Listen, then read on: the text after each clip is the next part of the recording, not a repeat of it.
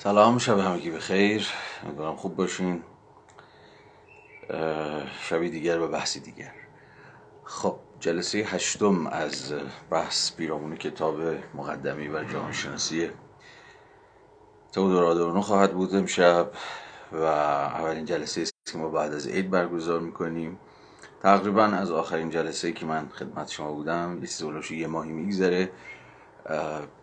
شاید اندکی بیشتر کمتر از بحث ها فاصله گرفته باشین. من سعی خواهم کرد که به موازات ورودمون به بحث های آدورنو تا اونقدری که لازم باشه اشاراتی بکنم به بحث هایی که هفته پیش داشتیم و یه مروری هم لابلای بحث هایی که امشب مطرح میشه من خواهم داشت. اما جلسه امشب یه تفاوتی داره با جلسات قبل. من اونور سال یه جورایی به قولشو داده بودم و اون هم این که از این هفته به بعد ما بعد از اینکه لایومون تموم شد، لایوی که معمولا 2 پارت 1 ساعته به درازا میکشه، بعدش گپ خواهیم زد و گفتگو خواهیم کرد، چون این جلسات تا امروز دست کم خیلی متکلم وحده بوده و فقط من حرف زدم و شما گوش کردین. من خیلی دوست داشتم که فرم میتونست تعاملی تر باشه، میتونست مشارکتی تر باشه و گفتگو میکردیم و 2 طرفه یا چند طرفه میبود، ولی خب بنا به دلایل کوچیک و بزرگی تا الان میسر نشد. من این هفته، یعنی همین امشب، بعد از اینکه صحبتمون اینجا تموم شد در لایو اینستا، یه 10 دقیقه رو استراحت میکنیم و در کانال تلگرامی جمهور، کانال تلگرامی منه و مطالبی که تا الان داشتم و اونجا تا الان منتشر کردم تو وایس چتش گفتگو خواهیم کرد. خیلی من تو وایس چت تلگرام تا حالا کار نکردم، ممکنه یه گیج بزنم، ولی مکانیزمش همون مکانیزم مثلا کلاب هاوس و این هاست. خیلی چیز پیچیده نیست. هر کسی که خواست میتونه بعد از اینکه صحبت ها تموم شد، لایو به پایان رسید، بیاد اونجا و اونجا ما گفتگو میکنیم دیگه. هر نکته‌ای، سوالی، انتقادی، چه میدونم، هر چیزی، کامنتی، توضیحی که البته ربط داشته باشه، اگر نه مستقیم لااقل غیر مستقیم، به مباحث این کلاس و مشخصا بحثایی که تو این کلاس کردیم حول جامعه شناسی، حول جامعه شناسی دیالکتیکی، حول آدورنو، چه این جلسه امشب چه جلسات قبل. خیلی خوب میشه که اگر بحثایی که احیانا مربوط به جلسات دیگه است، مثلا پیدایشناسی روح یا بحثایی که جای دیگه من کردم، توی بحثی که امشب میخوایم تو وایس چت تلگرام بکنیم وارد نشه، یعنی بتونیم مرزا رو تا حدی نگه داریم. حالا بریم ببینیم چی میشه دیگه، چی از توش در میاد. خیلی آزمون خطاست. اگه خوب بود، بحثا جالب پیش رفت و مشارکتی در گرفت، خب آدم راغب میشه که جلسات بعدم این روند گفتگوهای بعد از لایو رو ادامه بده. اگر نه به هر دلیلی کسی نکته‌ای نداشت یا به هر حال شلخته شد، آشفته شد، من نتونستم مدیریت کنم یا هر چیزی از این دست، دیگه خب تموش میکنیم دیگه. ولی دست کم من مایلم که یه 2-3 باری دست کم این رو تست کنیم. با کلاس پیدایشناسی روح هگل در سه‌شنبه ها نیز این کارو خواهیم کرد. امیدوارم همین هفته سه‌شنبه که داره میاد بتونیم اولین جلسه گفتگو حول پیدایشناسی روح هگل رو هم به همین شکلی که امشب میخوایم امتحان بکنیم داشته باشیم.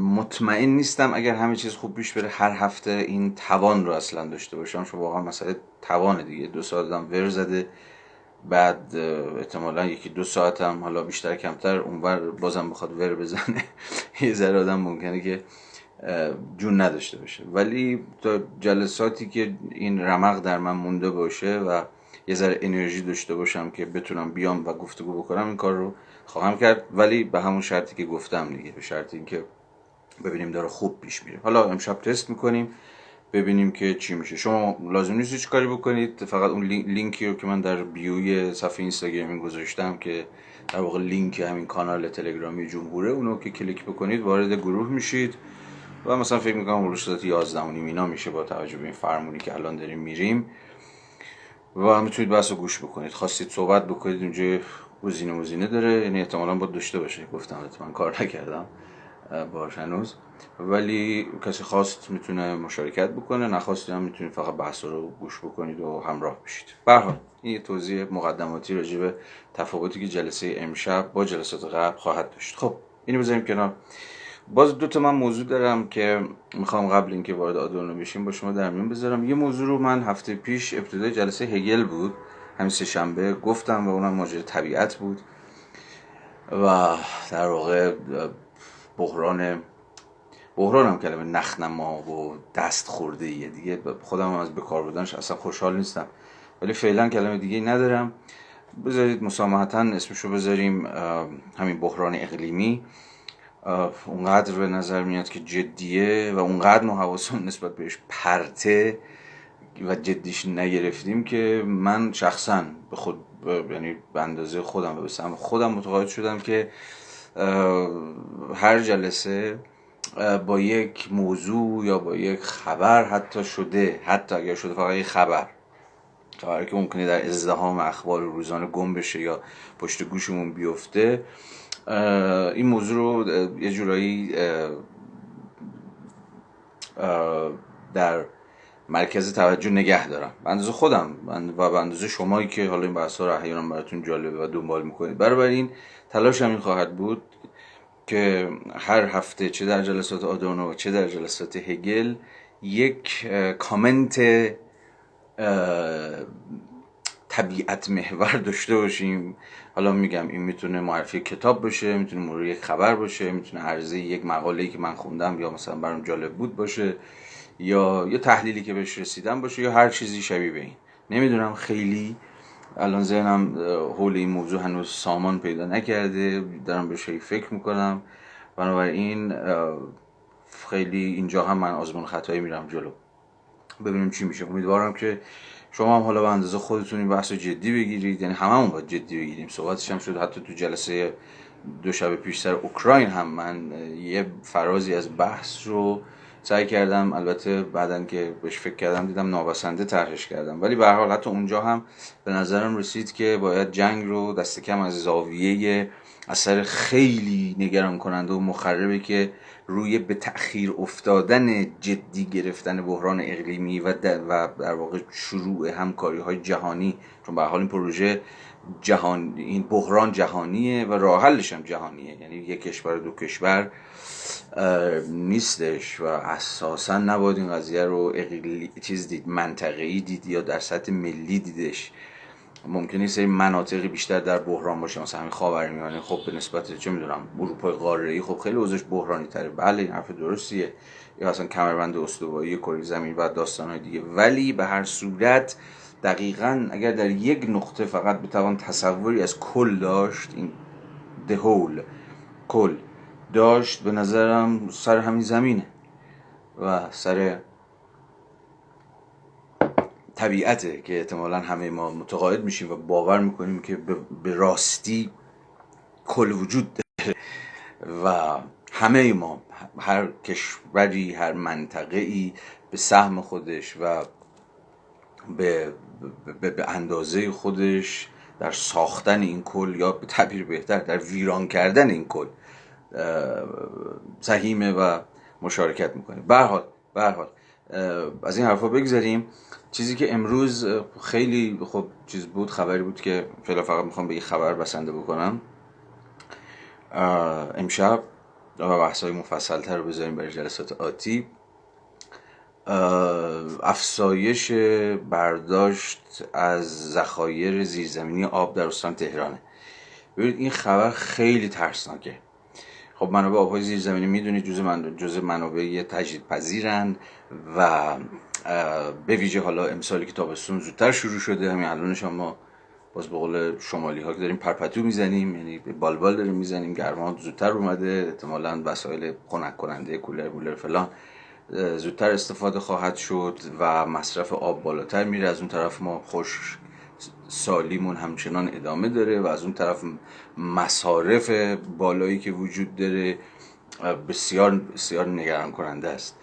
265 میلیون متر مکعب سدهای پنجگانه اطراف تهران کسری ذخیره آب دارن به نسبت متوسط یا همون میانگین سالانه‌شون. این عدد خیلی ترسناکه، این عدد خیلی بزرگه. در واقع 1/3 از میانگین سالهای گذشته سدهای تهران که در واقع آبهای تجمیم میکنن آبهای روی زمین رو و 70 تا 80% مصارف شرب شهر تهران در همین سالها از همین سدها تامین میشه. 1/3 به نسبت میانگین کسری دارن. خب این عدد رو خودتون میتونید تو ذهنتون مرور بکنید که چقدر بزرگی. خب اتفاقی که میفته چیه؟ استفاده از سفره‌های آب زیرزمینی، همون ذخایر عرض به حضور شما که زیرزمینی آب در تهران که به صورت متوسط نمی باید هر سال بیشتر از 20 حالا تا مواقع بحرانی 30% باشه از مصارف سالانه مثلا آب شرب.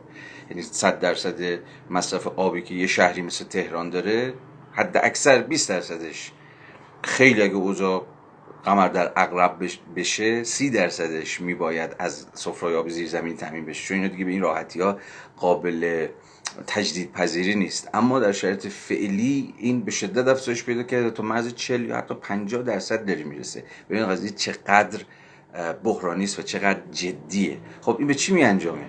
وقتی شما از منابع زیرزمینیتون، از سفره‌های آب زیرزمینیتون استفاده میکنید، خب قصه چیه؟ فرسایش خاک. خب بالاترین عامل فرسایش خاک در جهان رو ما داریم، اگر اولین نباشیم جز 2 ستاره اولیم. فرونشست زمین رو داریم، ماجراش تو اصفهان شنیدید. من اصفهان رو دنبال میکردم، من مطمئن نیستم واقعا.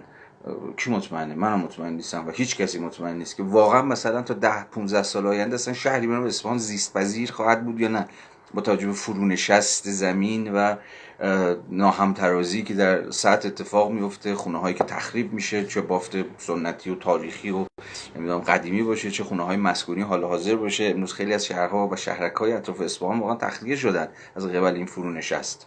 خب این اتفاق در تهران هم خواهد افتاد. حالا باز من دارم فقط از تهران یا اصفهان، شهرهای گلدرشت صحبت میکنم. این داستان در همه شهرهای ایران باز کمتر بیشتر بر حسب وضعیت‌های مختلف اقلیمی حاکمه. ولی خب به هر حال تهران بیشتر تو بورس بیشتر سرش صحبت میشه، ولی اصل داستان یکیه و اصل داستان به شکل فراگیری جدیست و همه اینا رو شما لحاظ بکنید و بعد حالا فکر کنید که خیلی خب حالا ما کجای قصه ایم؟ یعنی مثلا راه حل چی داریم؟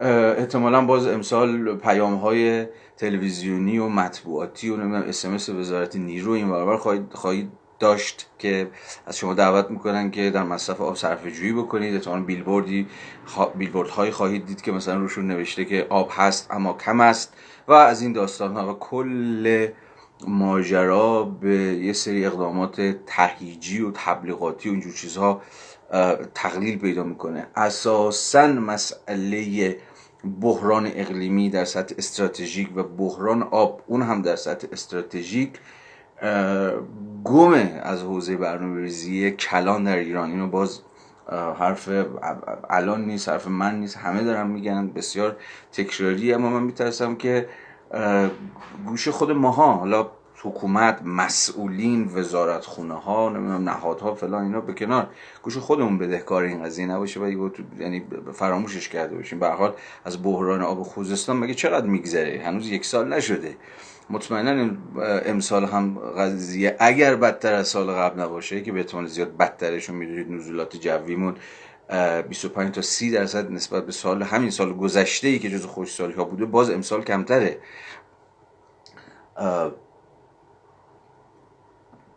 من واقعا فکر میکنم که ما به یک جنبش سراسری که در حوزه کلان و استراتژیک مسئله طبیعت رو بکشه بالا و تبدیلش بکنه به تعیین کننده ترین پرابلم حیات امروز و آینده ایران و نه فقط ایران، خاورمیانه و نه فقط خاورمیانه، جهان نیاز داریم.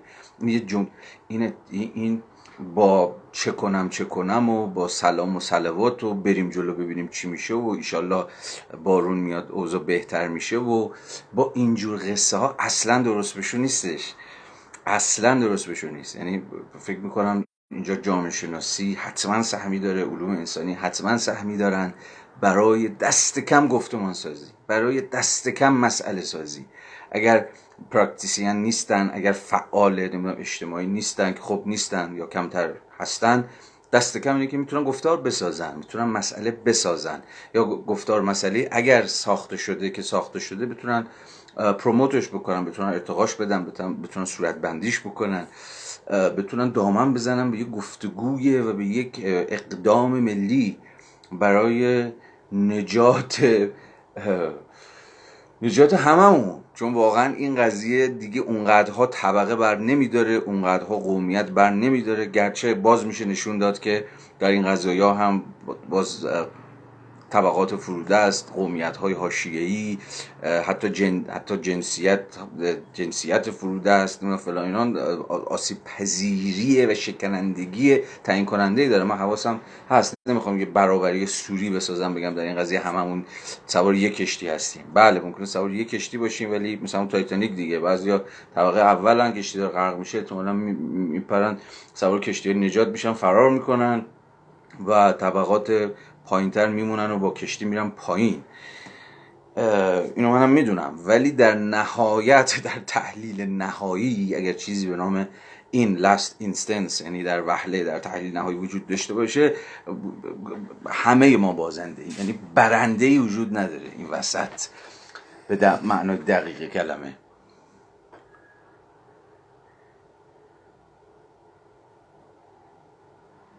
یه موضوعی همین چند روز گذشته بهش فکر میکردم، داخل پرانتز همینجا بگم، نمیدونم الان موضوعیتش چقدره، بعدم بیشتر شاید راجعش حرف زدم. داشتم فکر میکردم ما الان با 3 شیوه یا با 3 روش فراموش کردن طبیعت، یا شاید بهتر بگم فراموش کردن زمین مواجهیم. خب شیوه اولش همینه که داشتیم الان سرش صحبت میکردیم، تخریب زمین، که خب نتیجه شیوه تولید، در این شک نباید کرد، نتیجه یک جور توسعه گرایی رشد محوره که رشد اقتصادی، تولید ثروت براش در اولویت و به همه چیز و در رأسش به طبیعت، به زمین به شکل سورس نگاه می‌کنه، به شکل منبع ثروت آفرینی. یعنی اصلا طبیعت به مثابه منبع یا طبیعت به مثابه ثروت ترجیبنده و لب لباب فهم این شیوه تولیده، که خب این میشه یه جورای شیوه اول یا روش اول فراموش کردن خود زمین یا پشت سر گذاشتنش، که در واقع چیزی نیست جز تخریب. و اصلا بحثی که جلسه قبل توی هگل خانی هم اشاره بهش کردم، ولی بیشتر باید بازش کرد، توسعه به مثابه تخریب. ما اساساً توسعه رو در همه سویه ها و ابعادش در ایران داریم به مثابه تخریب تجربه میکنیم، ولی با یک جور زرورق توسعه دورش کشیده شده، ولی در واقع چیزی جز یه جور ویرانگری نیست. و ابژه اول این ویرانی خود اکوسه، خود زیست بومه، به مثابه چنانکه گفتم شرط حیات. اما فراموش نکنیم که این تنها شیوه فراموش کردن و پشت گوش انداختن زمین نیست، تخریب کردنش، متناسب با همون ماجرای شیوه تولید و رشد محوری و فلان و اینا.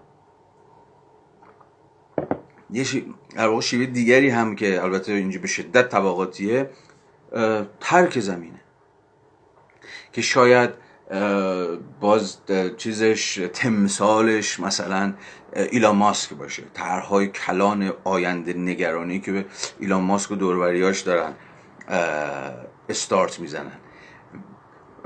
درسته که ترک زمین، اینکه بریم مریخ، و حالا میدونی سالم اعلام کرد دیگه که 2028، حالا جدا از اینکه چقدر این سالی که اعلام کرده تبلیغاتی باشه برای اینکه سهام شرکتش مثلا در بورس بر بالا، که خب بعید نیست،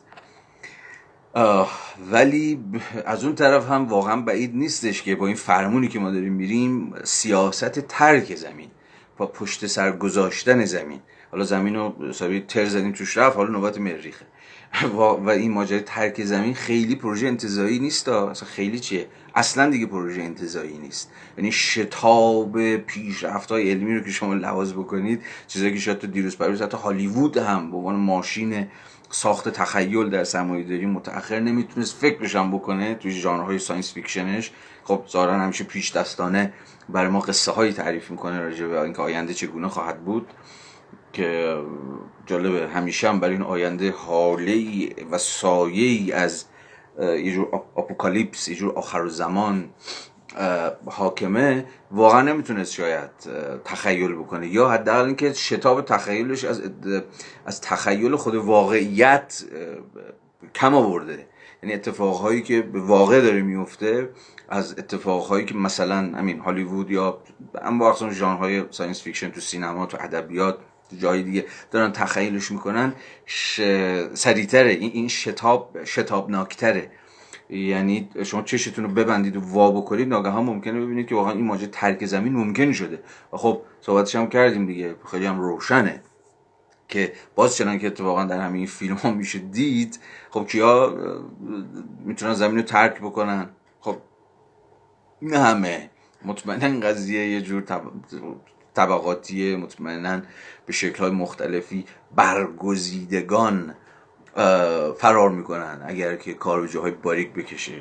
و اینجاست که اون وعده مستضعفان زمین را به ارث خواهند برد، وعده از کار در خواهد اومد که وعده تو خالی از کار در خواهد اومد. برگزیدگان، متمولین، سوپر بورژواها که میتونن در شرکت آقای ایلان ماسک، تسلا و دیگر شرکت هایی که دارن در ماجرای ترک زمین به شکل خیلی جدی، نه فقط طرح‌های آینده نگرانه، شاید 50 سال پیش واقعا یه جور کنجکاوی آینده پژوهانه بود فقط، ولی امروز نه، پروژه‌های خیلی پرکتیکاله و روشنه که داستانش چیست. حالا راجع به اینکه چقدر عملی هست، عملی نیست، فلان فلان خیلی میشه حرف زد، ولی میخوام بگم که تخریب زمین اینور ترک زمین به عنوان دومین شیوه پشت گوش انداختن یا فراموش کردن زمین، اینجا خیلی اون تنین کلام آرند در مقدمه وضع بشر دوباره به گوش میرسه. اگه حوصلتون کشید مقدمه دوباره چیزو بخونید، وضع بشر رو، که حالا منم پارسال به تفصیل سرش صحبت کردم. اونجا آرنت داشت از آینده وضع بشر، از آینده هیومن کاندیشن صحبت میکرد، در سال فقط به واسطه اینکه در سال 1958 مثلا اولین انسان تونسته بود که به واسطه سفینه‌های فضایی از مدار جو بره بیرون. یعنی فکر کرده بود که خود این چیز آرنز بود دیگه، که عصر فضا آغاز شده. البته آرنز در این قضیه تنها نبود، اصلا پارادایم حاکم بر اون روزها دقیقا همین بود که آغاز عصر فضا و آغاز فکر کردن به ترک زمین. و صحبت آرنت این بود دیگه و فکرش این بود که واقعا اون چیزی که ما بهش بگیم وضع بشری چه نسبتی با ترک زمین داره. یعنی انسان هایی که زمین رو ترک بکنن و برن ماه، یا خب اون موقع فکر میکردن که ممکنه ماه سکونت پذیر باشه، ولی امروز همین مریخ یا حالا فردا پس فردا یه سوراخ سنبه دیگه، این اصلا با خود سرشت انسانی ما چی کار میکنه، با وضع بشر چی کار میکنه، با مسئله همین آینده چه میکنه و هزار و یک چیز دیگه. و اونایی که نمیتونن زمین رو ترک کنن و با در دل تخریب زمین باید تخریب بشن، داستانشون چی میشه و انبوهی از دیگر پرسشا. اما شیوه سومی که ببخشید باسم یه ذره رفت یه سمت دیگه ای، ولی بذارید همین الان بگم چون دیگه معلوم نیست کی ممکنه نوبتش بشه. شیوه سوم فراموشی زمین تعلیق زمینه. تعلیق. و این تعلیق زمین رو شما امروز میتونید تو متاورس ببینید.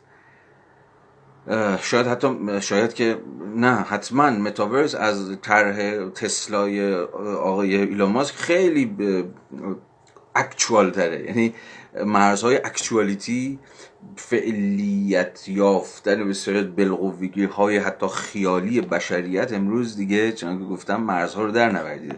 متاورس مثلا یه جهان مجازی که شما میتونید از صبح تا شب اونجا زندگی بکنید، حتی این حیات جسمانیتون هم فراموش بکنید، یا دست کم این حیات جسمانیتون فقط یک میانجی بی اهمیت برای حیات کسی چه میدونه، شاید جاودان شما در متاورس باشه، در جهان مجازی که البته دیگه اونقدر مجازی هم نیست، یعنی خود ماجرای مرز و تفاوت بین مجازی و واقعی، ریل و ویرچوئل و اینا هم خودش به شدت سسته. حواسمون نبود، سرگرم کاروبار بودیم، همه زمین های جهان متاورس رو اومدن خریدن بردن. امروز برج آزادی رو خرید. حالا من وقتش نیست راجع به متاورس صحبت کنم چی هست چی نیست، احتمالاً این چیزای خودتون میدونید یا احتمالاً شنیدید، ولی اونجا الان کل مبادله در جریان، فروش زمین، نمیدونم خرید مکانها، نمیدونم سرمایه گذاری، دانشگاه رفتن، نمیدونم فلان، و هم یعنی کاملا یک جهان موازی که داره از مجرای تعلیق زمین و همه اختزاعاتی که زیستن روی زمین داره پیش میره. خیلی خیلی به نظرم میاد جدیه. مهم نیست ما به گوشمون خورده یا نخورده، مهم نیستش که ما رفتیم تو متاورس زمین خریدیم یا نخریدیم، یا حتی مهم نیستش که به نظر ما اصلا جدی نیومده آقا کوتا نمیدونم متاورس و کوتا فلان، اصلا اینا اهمیت نداره.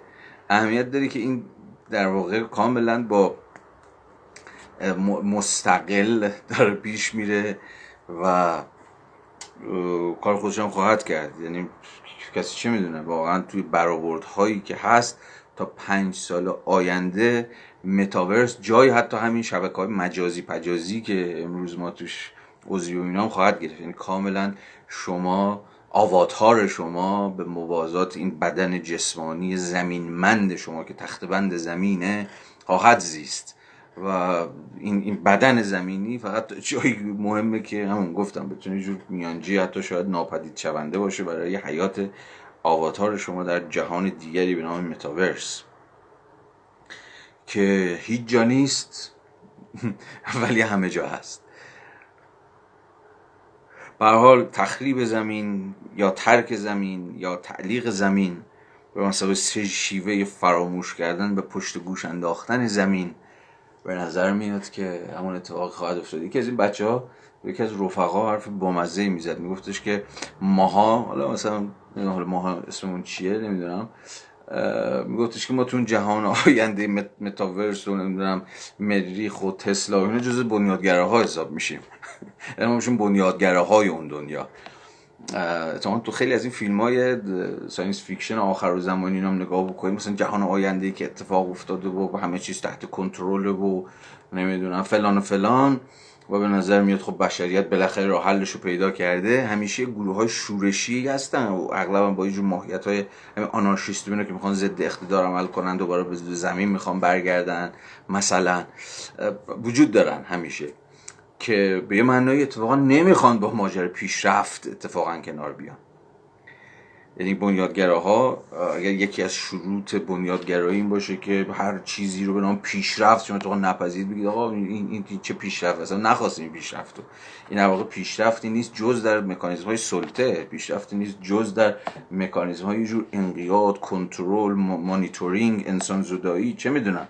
بازم بوی نوستالژی میده، نداره بذار بده. من واقعا هفته پیشم گفتم دیگه دافعی که زمانی نسبت به نوستالژی داشتم و دیگه ندارم، چون واقعا فکر کنم یه جایی ما به نوستالژی نیاز داریم. چون واسه نوستالژیه که ممکنه بگیم آقا گن زدید به زندگی و این چه زندگیه. حالا خیلی فلسفی تر و جامعه شناختی تر میشه جور موضوع طبعا حرف زد، ولی میخوام بگم که به هر حال فرمونی که ما داریم میریم فرمونیه که فرمونی هم نیستش که دست کسی باشه.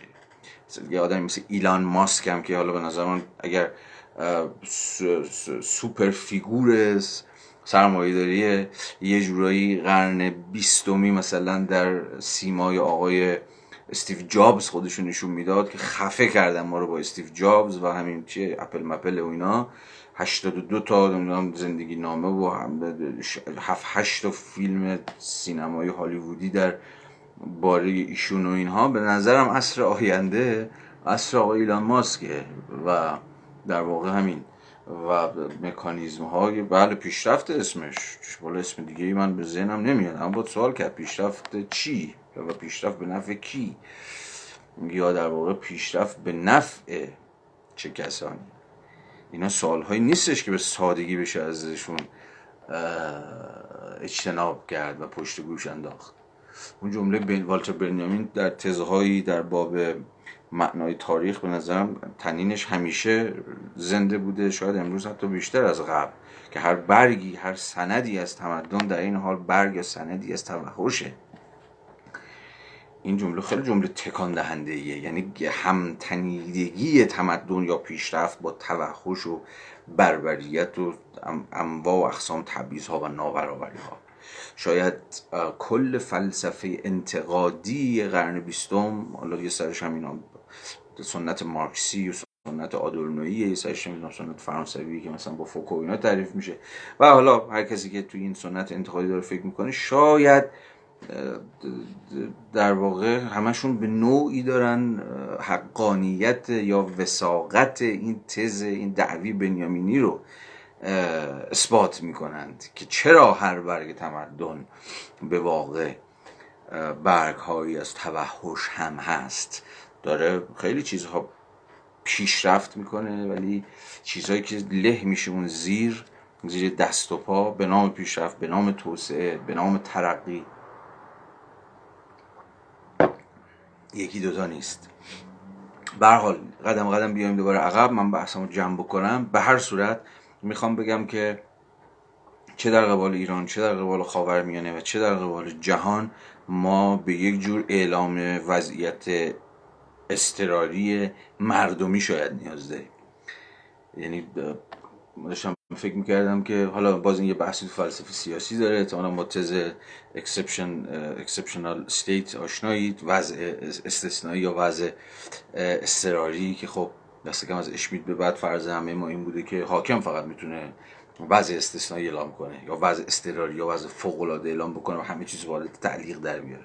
اما با خودم داشتم فکر میکردم که آیا میتونیم از یک جور popular exceptional state حرف بزنیم، این وضعیت اضطراری که مردم یا خود جامعه اعلام میکنه، اتفاقا در برابر حاکمی که، اتفاقا در برابر قدرت هایی که شرکت های نمیدونم چند ملیتی و کلیت نظام سرمایه‌داری، خود دولت ها یا هر کسی دیگه، اتفاقا در برابر اونها که میخوان وضع عادی جلوه بدن، یا آقا همیشه همین بوده، اینا هزینه های توسعه است، اینا هزینه های اشتغال. همین چیزی توییتی که توییت بود چی بود، یکی دو روز پیش یکی از مسئولین بود یا وزیر بود یا نمیدونم چی زده بود که آقا با این ماجرای پتروشیمی میان کاله 70-80 هزار نفر سر کار میرن. حالا فارغ از این عدد نجومی عجیب و غریب من درآوردی، فارغ از این، خود این عدد خیلی چیز ترسناکیه. یعنی دقیقاً چیزی که باید ما نگران بکنه همین عدد است، یا در واقع خود این توجیهه که چون ما میخوایم اشتغال درست بکنیم میزنیم نابود میکنیم طبیعتی رو که شرط خود حیاتیه که حالا در اون حیات اشتغال داشتن یا بیکار بودن یا هر چیزی دیگه اصلا معنادار باشه. باز میخوام بگم اون چیزی که پست، اون نظام توجیهی که همیشه داره سعی میکنه که اقدامات خودش رو جلوه نمایی بکنه، حجاب ایدئولوژیکی روش بکشه، از مجرد پروپاگاندا و اینا بگه ببین مگه اشتغال نمیخواید، مگه ثروت نمیخواید، اونم تو وضعیتی که ما تحریمیم، مزاری گیر گرفتاری داریم، بحران تشکیل سرمایه داریم، پول نداریم، کسی بودجه داریم، فلان فلان فلان، خب اینم شغل، اینم کار، اینم فلان. و خب همه مسئله سر همینه دیگه. یعنی البته به قول معروف it's complicated، پیچیده است قضیه، ولی باید حواسمون باشه که دست کم گول این نظام توجیه و در واقع رنگ و لعاب زدن به ماجرا رو نباید خورد. اتفاقا اصل قضیه و اصل بحران همینجاست. همینجا باید از یک جور چنان که گفتم وضعیت استثنایی مردمی دفاع کرد. این مردم که اعلام وضعیت استثنایی میکنن و برخلاف وضعیت استثنایی حاکمانه که همیشه حقوق رو یا قانون رو تعلیق میکنه تا بتونه هر کاری که خواست بکنه، تو وضعیت فوق‌العاده در وضعیت استثنایی مردمی اگر چنین مفهومی اصلا معنایی داشته باشه، هنوز راستش بخوام نسبت بهش مطمئن نیستم. خیلی طرح و ایده چی میگن فلبداهی است که به ذهنم رسیده. مسئله تعلیق خود اون شیوه تولیده. یعنی آقا این کارخونه رو باید ببندی، هیچ راهی نداره، این در این دکون رو باید بکشی پایین. این طرح‌های توسعت داره همه ما رو نابود، خودت هم نابود میکنه در میان مدت، در بلند مدت و در کوتاه مدت ماها رو. بنابراین فکر میکنم قضیه خیلی خیلی حاده، خیلی خیلی حادتر از چیزی که ممکنه فکرشو بکنیم. ما عملا درون وضعیت استثنایی هستیم، درون یه جور وضعیت فوق‌العاده و اضطراری که توش، چنان که هممون میدونیم، زمان تنگ، وقت کمه و فرصت زیادی نداریم. خیلی چیزا باید تغییر کنه، از سطح کلان تا سطح میانی تا سطح خرد، از سطح مصرف فردیمون. بله من هیچ تردیدی ندارم که مصرف فردیمون هم باید دگرگون بشه، من تردیدی ندارم سبک زندگی خود من باید دگرگون بشه، اما این فقط سطحی از سطوح انتزاعه. مسئله سر تقلیل گراییه. اون جلسه ای هم که سر زندگی بد را نمیتوان درستی صحبت میکردیم، شاید یکی از بحثایی که من مطرح نکردم و بد کردم که مطرح نکردم اینه که مسئله نیست که زمانی شما کاری یا تغییری یا اصلاحی یا اقدامی در سطح خرد اگر انجام بدی برچسب یه جور رفرمیزم یا اصلاح طلب یا اینجور چیزها میخوری، یا این برچسب رو میخوری که آقا قضیه خیلی گنده تر از این حرف هاست، لطفاً با راه حل های کذایی ما رو فریب ندین. نه، اتفاقا سطح زندگی فردی بسیار بسیار بسیار مهمه، اما مشکل تو تقلیل گراییه، تو ریداکشنیزمه. این که شما کل بحرانو که در سطح کلانه بخوای در سطوح خرد حلش بکنی، ولی این به این معنی نیستش که بحران کلی سطح خرد نداره. معلومه که سطح خرد داره، معلومه که من مدت هاست که مثلا متقاعد شدم که باید گیاهخوار بشم، مدت هاست از لحاظ عقلی متقاعد شدم ولی هنوز از لحاظ چی میگم ذهنی نتونستم با این قضیه کنار بیام. یعنی هنوز جرئت نکردم که بگم خب آقا دیگه تموم شد، دیگه واقعا گوشت نه توجیه اخلاقی داره، مثلا رنج حیوانات، استثمار حیوانات، نه توجیه زیست محیطی داره، هیچی. یعنی از هر چی بگید من هم متقاعدم که این قضیه هست. خیلی از ما هم واقعا متقاعد شده باشیم علاوه عقلی و این خیلی اتفاق میفته دیگه. شما توجیه در قبال یه چیزی ولی انجامش نمیدید. در قبال خیلی چیزا در حوزه اخلاق همینه، در حوزه اجتماعی همینه. حالا چرا انجامش نمیدید اون یه داستان دیگه است. به هر حال اینو داشتم میگفتم که حتما باید صورت فردی همه داشته باشه ماجرای این تغییرات، اما خطا اونجایی است که فکر کنیم که چون که گفتم کلو در حوزه جزئی میشود حل کرد. باید سطوح انتزاع داشته باشه. اگر اینو به مسابقه پروژه ببینیم، یعنی سطح خرد داره، سطح میانی داره، مثلا سطح تشکل هاست، نهاد هاست، و در این حال سطح کلان داره که در حوزه دولته، در حوزه مکانیزم های تولیده، در حوزه عرض به حضور شما که کارخانه ها و شرکت ها و کسب و کارها و هزار و یک چیز دیگری است. بنابراین ماجرا این نیست که امر فردی رو بی اهمیت جلوه بدیم به نام اینکه آقا تغییرات باید کلی باشه، چون خیلی وقتا به نام اینکه آقا تغییرات باید کلی باشه شما از این سری تغییرات خردی هم که میتونید انجام بدید و خیلی هم خوبه که انجام بدید و دمتون گرمه که انجام بدید هم مشروعیت زدایی میکنید و این مشروعیت زداییه به نظرم بسیار بسیار ابلهانه است. نقد موجه نه نفی سطوح فردی تغییر، هر تغییری که مد نظر شماست، بلکه تقلیل مکانیزم های تغییر به سطح فردیه. وگرنه هر تغییری که شما کل تغییر بدید حتما باید سطوح چنگانه انتزاع داشته باشه که یکیش سطح فردی هم این همه خیلی مهم هست. اوپس خیلی حرف زدم. خب این بحث رو ببندیمش لطفا. یه موضوع دیگه هم بگم احتمالاً کل پارت 1 به این موضوعات اختصاص خواهد داشت. هیچ ایرادی نداره. به هر حال می‌خوایم داریم جامعه شناسی فکر می‌کنیم و اینا همش یه جور جامعه شناسی اندیشی است، خیلی هم خوبه و جامعه شناسی چیزی جز این نیست. آدورنو هم به نظرم راضیه. موضوع دوم اثر یه جورایی ماجراهایی است که اخیراً در جامعه ما هم به موازات بحث‌های جهانی جریان پیدا کرده و اونم واکنش انتقادی و اعتراضی در درجه اول خود زنان و بعداً احتمالاً بخش‌های همراهی از جامعه کلانتر با ماجرای آزارهای جنسی است، با ماجرای همین آزارگری، جنبش میتو، حالا ورژن جهانیش و ورژن ایرانیش و چیزهای شبیه این. حتما اخیراً هم حرکتی که زنان سینماگر نشون دادن و شاید به گوشتون خورده باشه، شاید دنبال کرده باشید، بیانیه‌شون رو دیده باشید، به نظرم خیلی اتفاق خوبیه. فارغ از این که بنده یا شما چه نقدی ممکنه داشته باشیم یا نداشته باشیم، به نظر این حرکتی است که گویای یک سیر اتفاقا خودآگاهی زنانه است. ماجرای سینما در ایران خیلی گسترده از این حرف هست.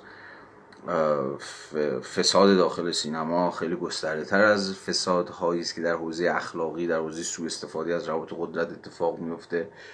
بله، صد البته، اما این اصلا برخلاف خیلی از کسانی که از این در وارد شدن که آقا این سینما همش فساده، همش کثافتکاریه، خود این زنانی که امضا کردن هم در مکانیزم های مزخرف سینما ایران دخیلن و فلان ایران، که اصلا کل مسئله گم بشه یا باعث نشد، میتونست باعث بشه که کل مسئله گم بشه. به نظرم باز اینجا باید مرزا رو رعایت کرد. یعنی بحث درست اینه که شما مرزاتون رو میتونید رعایت بکنید. اب نداره شما میتونید به کل سینما ایران اصلا بگید آقا دگمه آفشو بزن تعطیلش کن. یعنی تا این حد شما میتونید رادیکال باشید. منم طرفدارشم. اون جلسه هم که سر ماجرای مهرجویی پیش اومده بود و مهرجویی رو با بیضایی و تقوایی به عنوان سه تا فیگور مثلا سینمای ایران داشتم بحث می‌کردم، خب مثلا گفتم من آدم از تقوایی رو شخصا بیشتر ترجیح میدم، ولی این به این معنی نیستش که اگه یه بابایی هم درون همین مکانیزم‌های موجود سینمای ایران نسبت به یه سری روندهای آزارگرانه، سوء استفاده‌گرانه، اقتدارگرایانه اعتراض کرد، بگم آقا اصلا کل در اینو مثلا تعطیل نکنید یا تو خودت رفتی تو فلان فیلم بازی کردی بخواد این بحث رو اصلا کلا و موضوع رو و پرابلم رو که خیلی مشخصه آدم خرابش بکنه یا خلطش بکنه. حالا راجع به این من نمیخوام صحبت کنم چون دستی درش ندارم و یه ذره ازش دورم. راجع به حوزه میخوام صحبت کنم که اتفاقا به حوزه‌ای که من درش بهش تعلق خاطر دارم، میشناسمش، توش زندگی کردم و توش بزرگ شدم ربط داره. و اونم اتفاقا یه بیانیه‌ایه که اسفند 1400 یعنی بسیارش یه ماه پیش منتشر شد. فکر میکنم که تا حدی هم دیده شده باشه، نمیدونم، مطمئن نیستم، ولی من میخوام اینجا بهش اشاره بکنم چون مثلا بسیار بیانیه درست و مترقی بود و دست روی موضوع بسیار مهمی گذاشت. این رو بیانیه در واقع جمعی از دانشجویان همین جامعه شناسی، یعنی وسیع‌تر علوم اجتماعی، سوشال ساینس، از جمله جامعه شناسی نوشتن و منتقد در واقع روابط قدرتی بودند در این بیانیه که بر دانشگاه‌ها در حوزه‌های مختلف حاکمه. یکی از این مناسبات قدرتی که به فرادست این اجازه رو میده که فرودست و فرودست هم ناظر بر جایگاه هاست، ناظر بر مثلا یه هویت نیست، یا فرودست بودن به معنی آخی حیوانکی یه قربانیه که پیشا پیش بازی رو باخته نیست. فرادست فرود این مفهوم دو تا مفهوم برای توضیح دو تا پوزیشن، دو تا جایگاه در مناسبات نامتوازن و نابرابر قدرت. چون اساسا وقتی از رابطه قدرت داریم حرف میزنیم داریم از رابطه نابرابر حرف میزنیم. رابطه قدرت اسنشیالی نابرابره. اگر که رابطه قدرت برابر باشه رابطه قدرت نیست، ولی باز نابرابری و ناهمترازی و نامتقارن بودن رابطه قدرت هم به این معنی است که اون کسی که فرودسته همیشه بدبخت قربانی تو سری خوره و اون که فرادسته همیشه برنده است و همیشه بازی رو به نفع خودش تموم کرده، بلکه همواره یه جور دینامیزمی، یک جور تنش مداومی بین این جایگاه ها در جریان فرودست هم به شکل مختلفی مقاومت میکنه، به شکل مختلفی نیش میزنه به اون کسی که فرادست، حالا استاد، معلم، رئیس، کارفرما، هر کسی که هست. یعنی من میگم فرادست فرودست و این کلماتی که الان خیلی هم جا افتاده تو ایران رو نباید به معنای مظلومانش فهمید. آخه فرودستان بی سر زبون تو سری خور بدبخت که نیازمند مثلا تفقدی یا نیازمند گوش چشمی یا هر چیز شبیه است. پس اصلا اینا رو چیز نکنید، اینا رو این شکلی نفهمید، خیلی باید تحلیلی فهمید این معنا رو. به اون چیزی که گفتم، به این توضیحی که گفتم، حالا امیدوارم که روشن بوده باشه. به هر حال چیزی که داشتم میگفتم این بود که این بیانیه اسفند 1400 که بچه‌های علوم اجتماعی ایران نوشتن و به امضا گذاشتند، از این حیث منتقد کلیت روابط قدرتی که به فرادست اجازه این رو میداد، امکان این رو میداد، فضای این رو میداد و هنوزم میده که از اقتدار فرادستانه و آمرانه خودش علیه فرودستان که میتونست دانشجو باشه یا هر کسی دیگه استفاده بکنه، این رو پرابلم کردن، این رو وسط گذاشتن. یکی از مصادیق این رابطه قدرتی که در دانشگاه ها همانچنان که در سینما در جریان هستش، بله، مسئله آزارهای جنسی و چیزهای دیگه شبیه به اینه. اما بحران روابط قدرت فقط محدود به آزار جنسی نمیشه. خیلی مثلا در قلمرو دانشگاه یا در هر حوزه دیگه به نظرم خیلی اتفاق میمونیه و اتفاق مبارکیه که این بحث ها در حوزه های مشخص به دست خود اعضای اون حوزه، اون میدان به بحث گذاشته بشن. یعنی کسایی که میشناسن، مثلا دانشگاه رو میشناسن، تو دانشگاه زندگی کردن، سر کله زدن، بالا رفتن، پایین اومدن، توهین شنیدن، مبارزه کردن، پیروز شدن، شکست خوردن، در حوزه سینما، در حوزه تئاتر، در حوزه کسب و کار، در حوزه مدرسه. این حوزه ها بله واقعا دیگه یه جور چی میگن ایزومورفیزم هم دارن، یه جور همریختی های ساختاری هم دارن. اینجوری نیست که مدرسه نهاد کاملا متفاوت باشه مثلا با دانشگاه.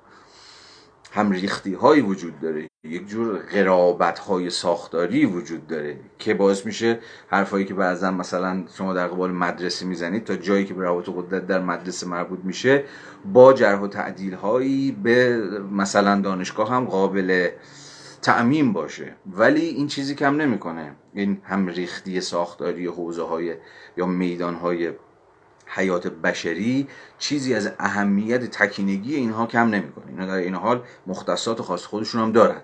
مطمئنا راجع به بحران ها و گرفتاری ها و گیر و گور هایی که ما تو دانشگاه داریم، بچه هایی که دانشجوان، دانشگاه رفتن، درس خوندن، 1 سال، 2 سال، 10 سال، 20 سال، خب مطمئنا حرفای دقیق تری میزنن تا مثلا منی که هیچ وقت دانشگاه نرفتم و نمیدونم دانشگاه چه شکلیه، یا منی که تو سینما نیستم یا تو تئاتر نیستم یا تو کارخونه نیستم ممکنه هی کارگر بکنم. نظریه استثمار مارکس هم خیلی دقیق توضیح بدم که آقا نظریه اینه که نمیدونم فلان و فلان، حالا کاری ندارم، ولی این حرفا به انضمامیت ملموس خودمون تجربه کن آدم توش هستم وصل نمیشه. حالا این که خیلی روشنه، چیز عجیبی هم نیست. به هر حال می‌خواستم توجه شما رو به این نام بیانیه جلب کنم که به طرز جالبی خطاب به رئیس انجمن جامعه شناسی ایران به عنوان احتمالاً دموکرات ترین یا مدنی ترین نهادی که در جامعه شناسی ایران وجود داره، حالا 1101 نقد انجمن جامعه شناسی ایران هم وارده،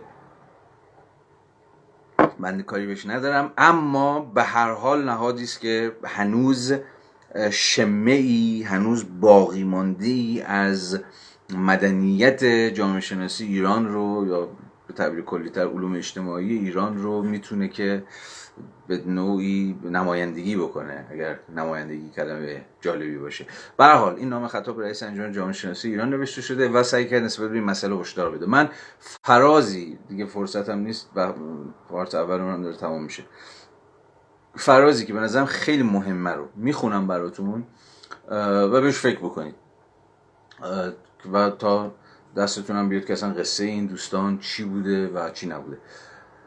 اغلب ما دانشجویان، اگر نگوییم همه، در طول مدت تحصیلمان با مواردی از آزار و تبعیض در محیط دانشگاهی روبرو شده ایم. این آزار و تبعیض میتواند ما یا کسی را که میشناسیم نشانه گرفته باشد. مواردی همچون سوء استفاده از قدرت، آزار کلامی، آزار جنسی، خشونت یا تهدید به خشونت، دریغ داشتن اطلاعات از فرد. همین اینو نگه دارید، حالا شاید تعبیرش یه ذره گنگ باشه، دریغ داشتن اطلاعات از فرد، مثلا خود همین قضیه کاملا یک رابطه قدرت فاشیستیه. یعنی مثلا فرض کن استادی که میاد تو کلاس درس و یه مش دریوری میگه، یا دانش، حالا فرض کنیم که دانشی داره، دانش خودش عرضه نمیکنه، یا چه میدونم نیم ساعت جمع میکنه کلاسو، یه رو دیرتر میاد نیم ساعت زودتر میره، به تعبیری کم فروشی میکنه، سوالا رو جواب نمیده، سعی نمیکنه که رغبت و انگیزه‌ای در دانشجویان ایجاد کنه. همه ما تجربه کردیم، همه کسایی که رفتن دانشگاه این رو تجربه کردن. نمیگم همه اساتید، اصلا جملات کلان گویانه که به درد هیچ کس نمیخوره، ولی همه ما میدونیم کسایی که رفتن دانشگاه، کسایی که سعادت نرفتن به دانشگاه داشتن که حالا به جای خود، ولی میدونیم که این جمله یعنی چی، که تا چه حد این شیوه دور نگه داشتن افراد از همین، حالا دوستان نوشتن دریغ داشتن اطلاعات از فرد، اینکه فرد دور نگه دارن از دانش به شکل‌های مختلفی، حتی انگیزشو بکشن، سوالشو جواب ندن، تو ذوقش بزنن، اگه چیزی بلدن بهش یاد ندن. کیه که ندونه این قضیه اینقدر حاکمه در همه دانشگاه‌های ما، در همه رشته‌ها؟ سوء استفاده روانی، کارشکنی در کار یا درس، قلدری، شرمسار کردن فرد در معرض عموم. این چقدر اقدام کثیفیه! یعنی کثیف‌تر از این من اقدامی نمیشناسم. اینکه یه استادی، هر کسی به واسطه اقتدار فرادستانی که داره، یه دانشجو رو که آقا نمیدونه یا نخونده، درس نخونده یا دریوری گفته، بله بنده هم تو دوران دانشجویی، شما تو دوران دانشجویی ممکن دریوری گفته باشی یا جواب سوال نداده باشی یا اظهار نظری کرده باشی، از هر کدوم از اینا، چون هر کدومش موقعیتش فرق میکنه.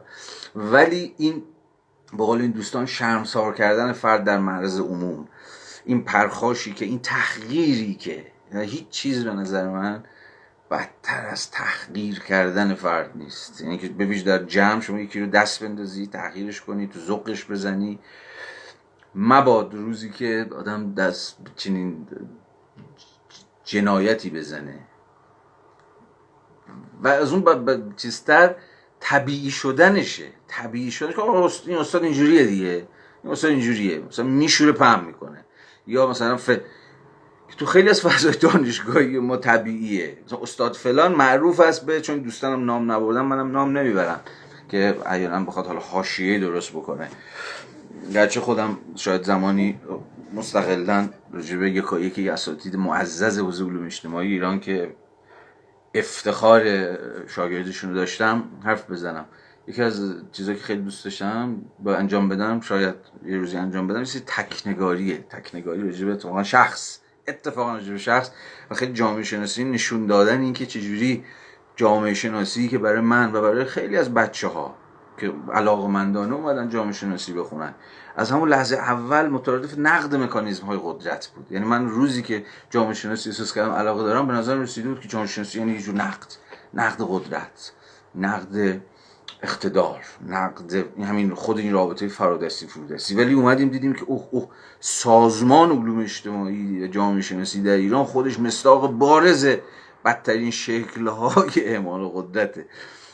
یعنی جامعه شناسی نگونبختی که نتونست که حتی ذره‌ای تجلی اکسپرژن بیان آن چیزی باشه که داره درسشو میده، داره راجبش میخونه، فوکو، مارکس، فلان، کوفت، ولی خودش به طرز عجیب و غریبی باز تولید کننده تمام مناسبات قدرت بوده در اشکال مختلفش. و دوستانی که حالا ادامه، حرمت شکنی و بی احترامی، افترا بستن، منزوی سازی، تهدید آکادمیک، رعایت نکردن حریم خصوصی و غیره و غیره، مواردی است که به کرات در دانشگاه رخ داده است.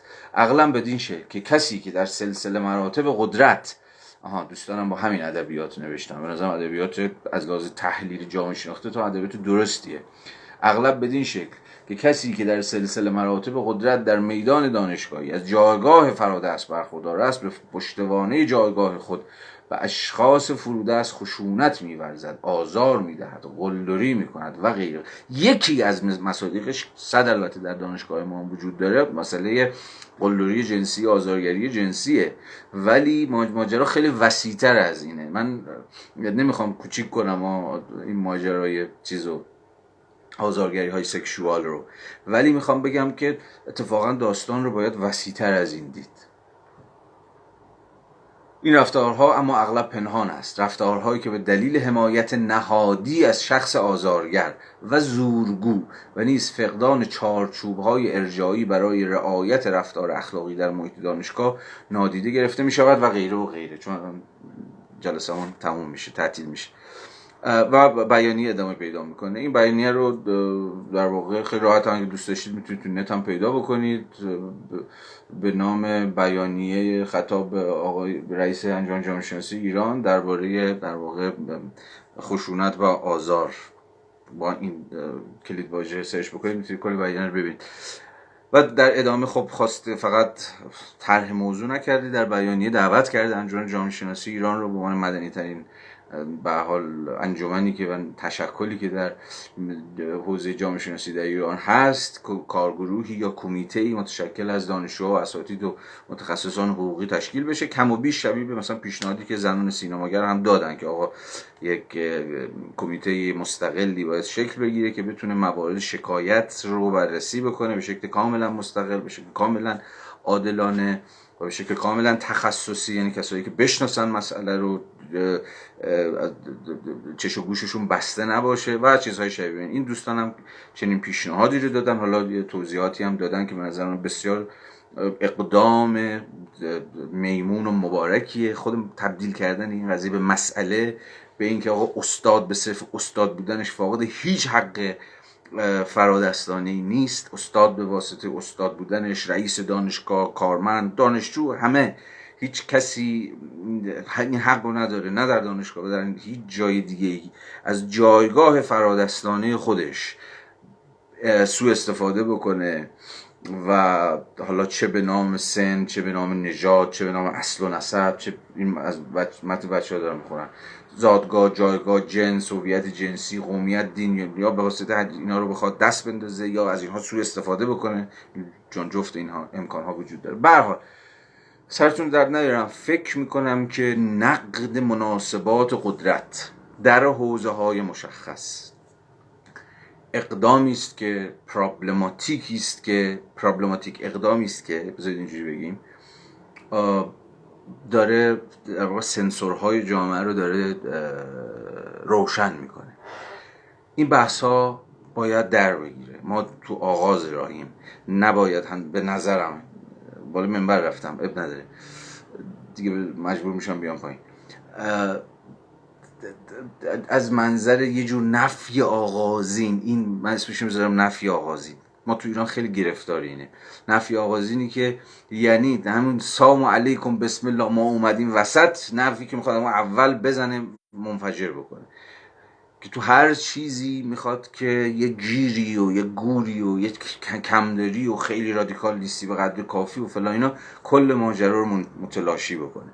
من اکیدن موافق گفتگوی انتقادی هم، ما باید با هم دیگر بگیریم، بله گفت انتقادی حرف بزنیم با هم دیگه، ممکنه ضعفی داشته باشه، ممکنه که باگی داشته باشه و ممکنه گافی داشته باشه. خیلی از این حرکت ها میخوام بگم فی نفسه باید از هر چیزی حمایت کرد، اما فکر میکنم نقدی هم اگر باشه، نقدی باید نقدی درونی باشه، یعنی نقدی که سری زیر میز نخواد بزنه و کل بازی رو جمع جورش بکنه. حالا بیشتر از این دیگه نگم چون ممکنه که به جاهای عجیب غریبی بکشه.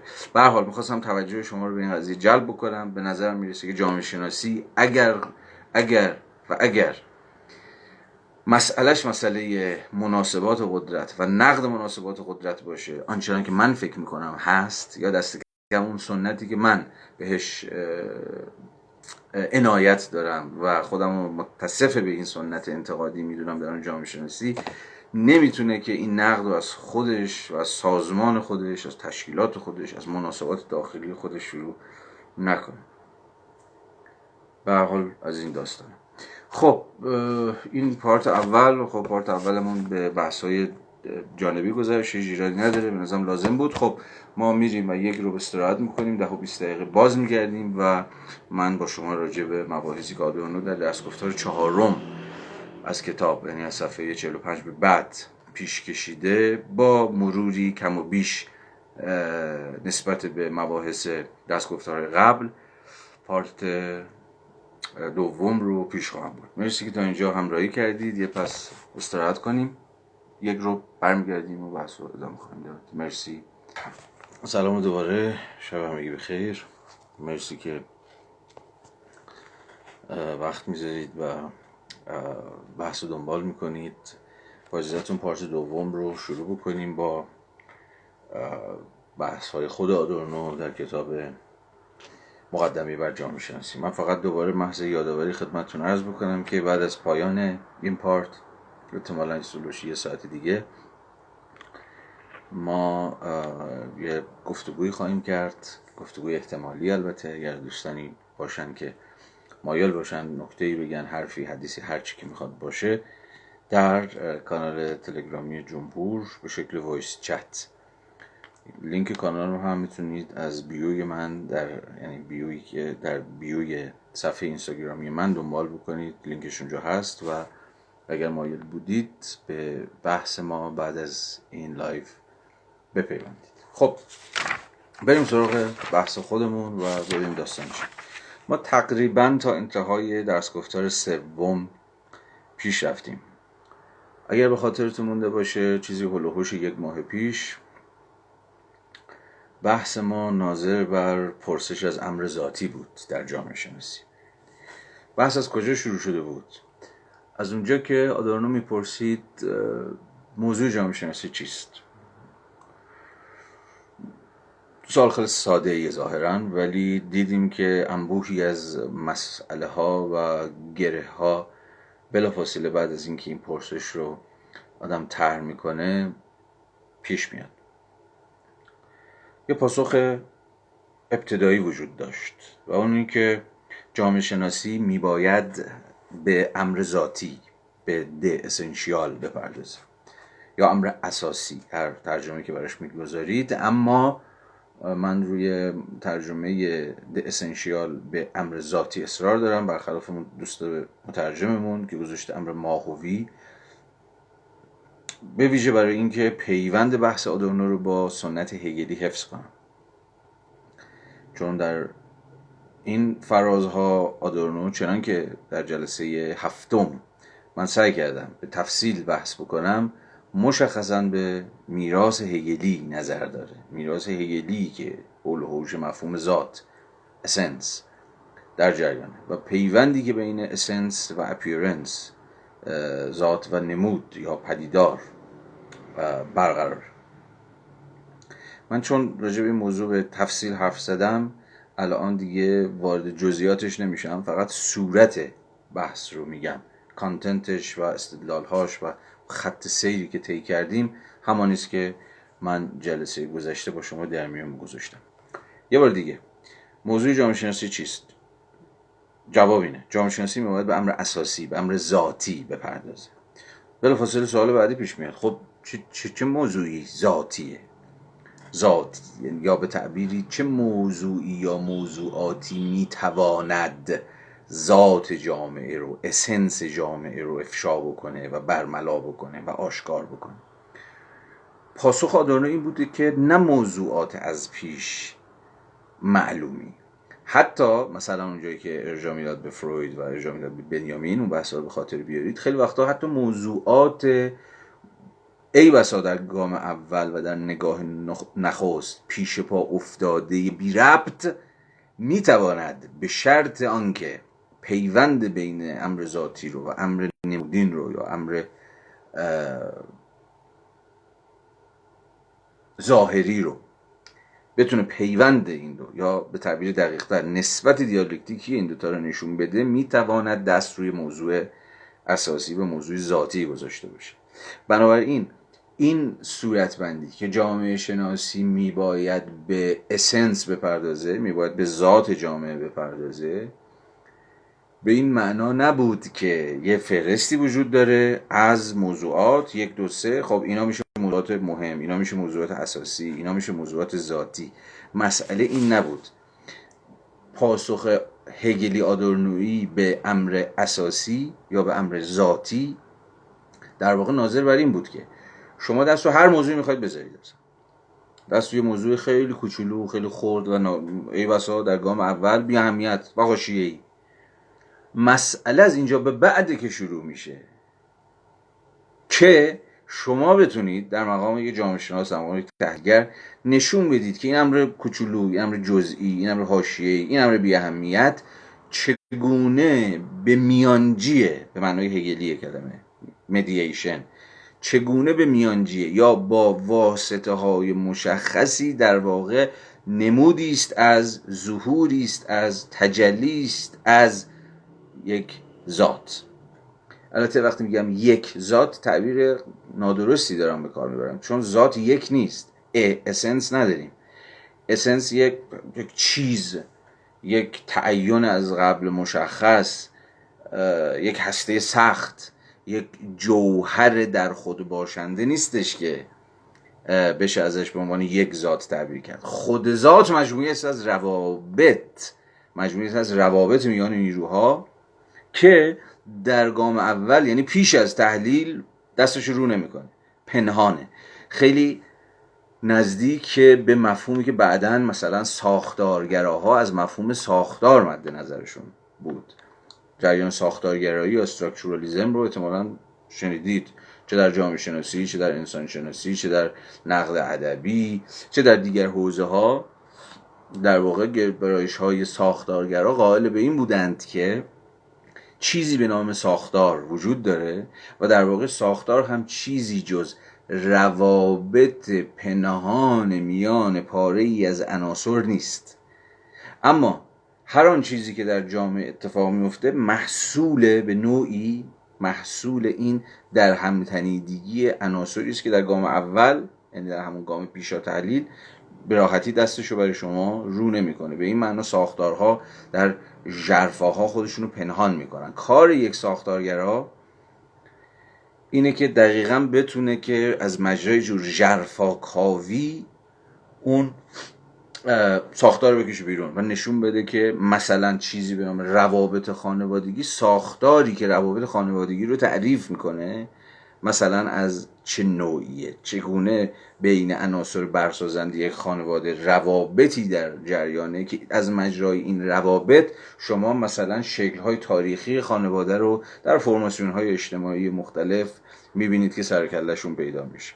یا هر موضوع دیگه، دولت، چجوری دولت فارغ از تعیین‌های تاریخیش در اینجا یا در اونجا، چه ساختار پنهانی پس پشتش داره دولت رو میسازه یا داره دولت رو متعین میکنه.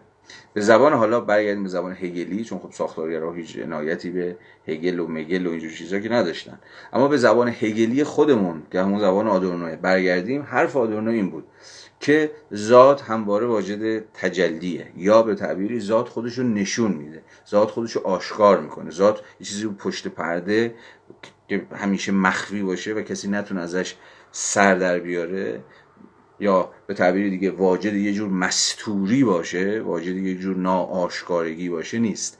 ذات به زبان هگل، ذات میباید فعلیت پیدا بکنه، اسنس میباید وارد اکچوالیتی بشه، وارد حوزه فعلیت بشه.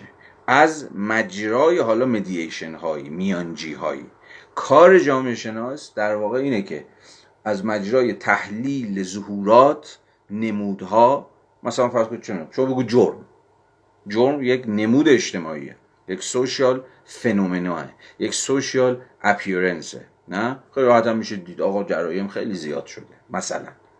خب کار یک جامعه شناس این نیست که به صرف ارائه فکت ها بسنده بکنه، که مثلا به شما آماری بده که ببینید آقا در این 10 سال اخیر مثلا آمار قتل های ناموسی خیلی زیاد شده. خب اینو که همه میدونن، یه چیز عجیب غریبی نیست که جامعه شناس اینجا فیلی هوا نکرده که اگر صرفا بخواد به ساحت فکت بسنده بکنه یا به صرف گزارش فکت ها، امور واقعی که در جریانه اشاره بکنه. ما به چیزی بیشتر نیاز داریم تا بتونیم وارد ساحت تحلیل جامعه شناختی بشیم. به زبان هگل آدورنویی شما کی وارد ساحت تحلیل جامعه شناختی شدی؟ در صورتی که بتونید نشون بدید یه فکتی ساده‌ای مثل افزایش آمار جنایت‌های ناموسی یا زنکشی اتفاقاً چه چیزی از اسنس وضعیت رو برای شما آشکار میکنه. یا به تعبیر دیگه این عرصه نمود و ظاهر گویای چه روابط و مناسبات و منطق پنهانی هستند که اونها رو داره تولید میکنه.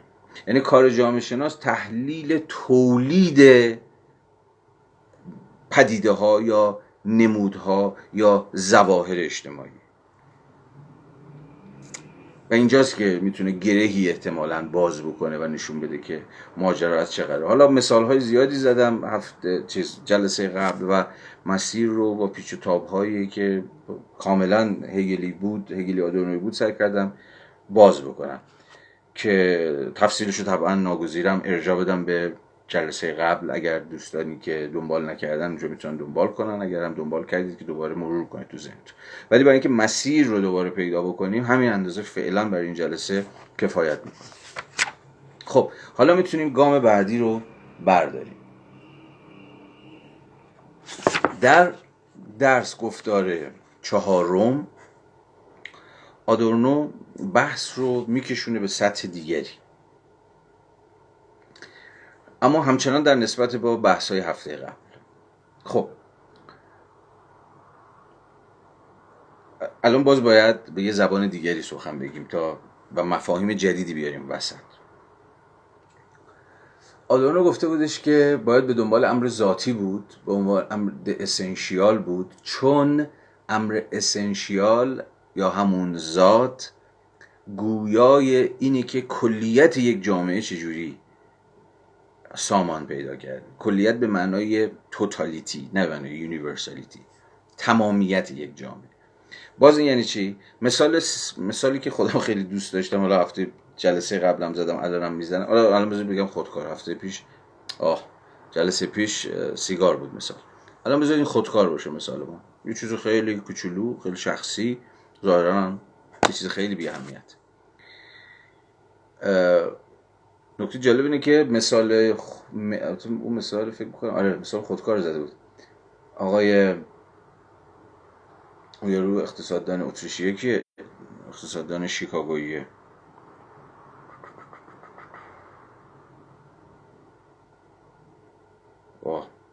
یا پرید اسمش از یادم رفت، اقتصاددان مکتب شیکاگو، خیلی معروفه، خیلی هم رفقا بهش فوش میدن، مشاور آقای پینوشن بوده. بعد این قصه همین تعاملی نبودن کلاس همین هم مطمئنا یکی الان میتونست از اونجا بگه آقا فلانی و منو از این استیصالی که الان ناگهان دوچارش شدم نجات بده. حالا هر بابایی که بوده یه اقتصاددانی، حالا اتفاقا برای اینکه نشون بده که سرمایه داری به مثابه مناسبات بازار تا چه پایه دقیق عمل میکنه.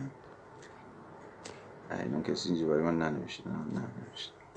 اتفاقا مثال خودکار رو میزنه، میگه یه چیز خیلی ساده ای که تو دست همه شما هست، کل مکانیزم های بازار آزاد در تولید همین یه دونه خودکار و اینکه به دست شما مصرف کننده رسیده موضوعیت داشته.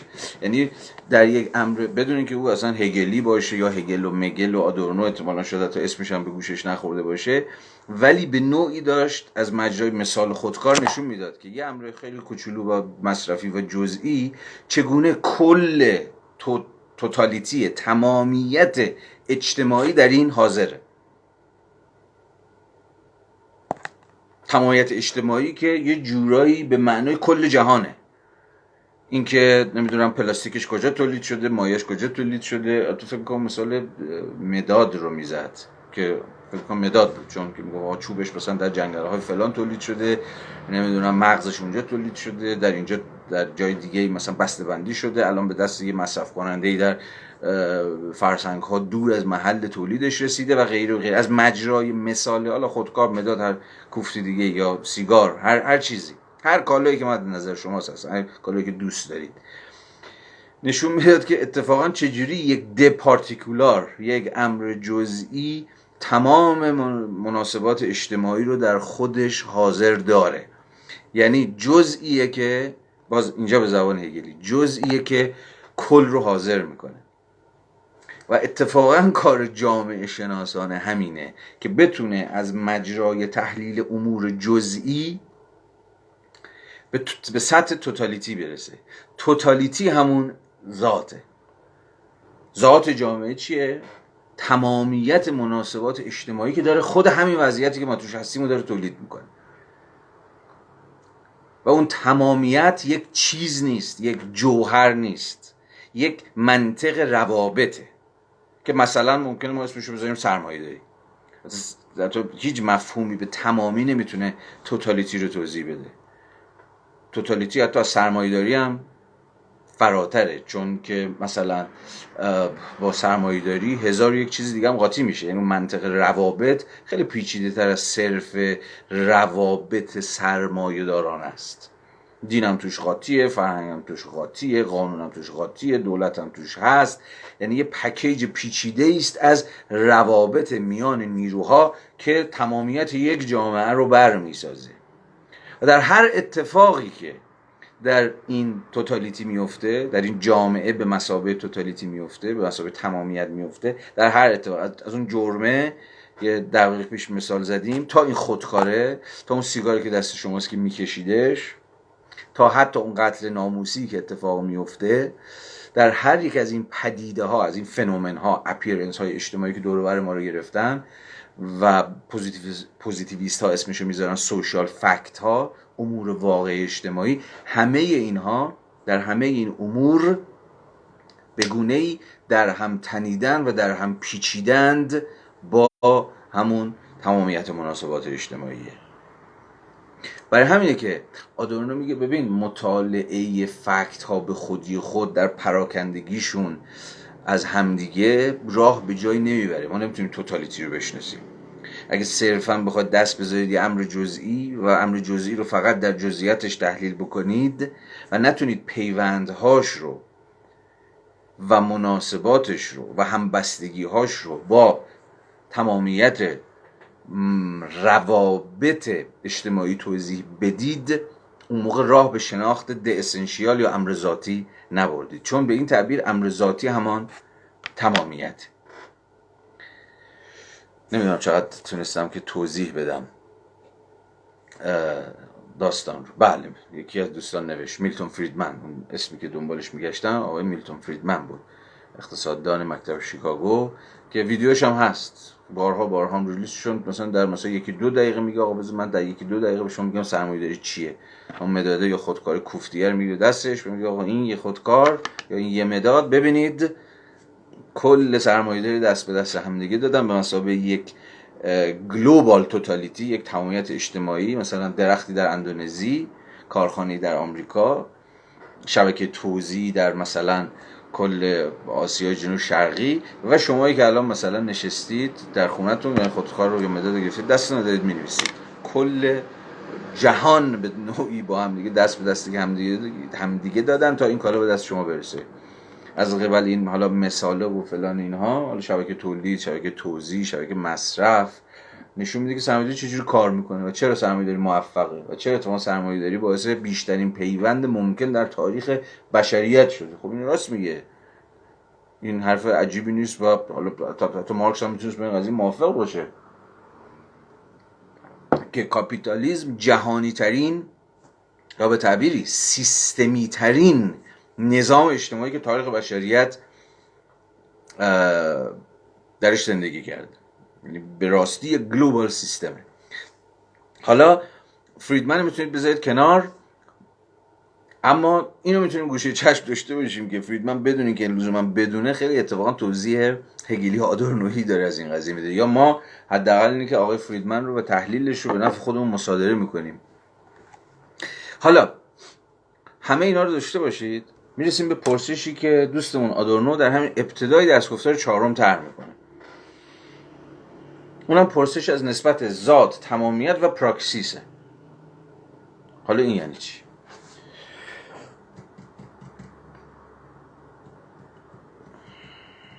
اجازه بدید بخونم اینو بخونم بعد توضیح بدم، شاید برای شما دستیاب‌تر بشه که اون چیزی که گفتم تا اینجا حالا چه ربطی به این ماجرا داره. صفحه 45 رو تشریف بیارید اگه کتابو دارید. صفحه 56 از همون بالا می‌نویسه که آدورنو نمی‌نویسه، میگه که من میگویم که پراکسیس پرشوری، پراکسیس یه جور معنی اکشن دیگه، کنش، حالا یه تباری داره تو سنت ارسطویی و بعد میرسه به مارکس و اینها. من کاری با این تبار فعلا ندارم در اینجا.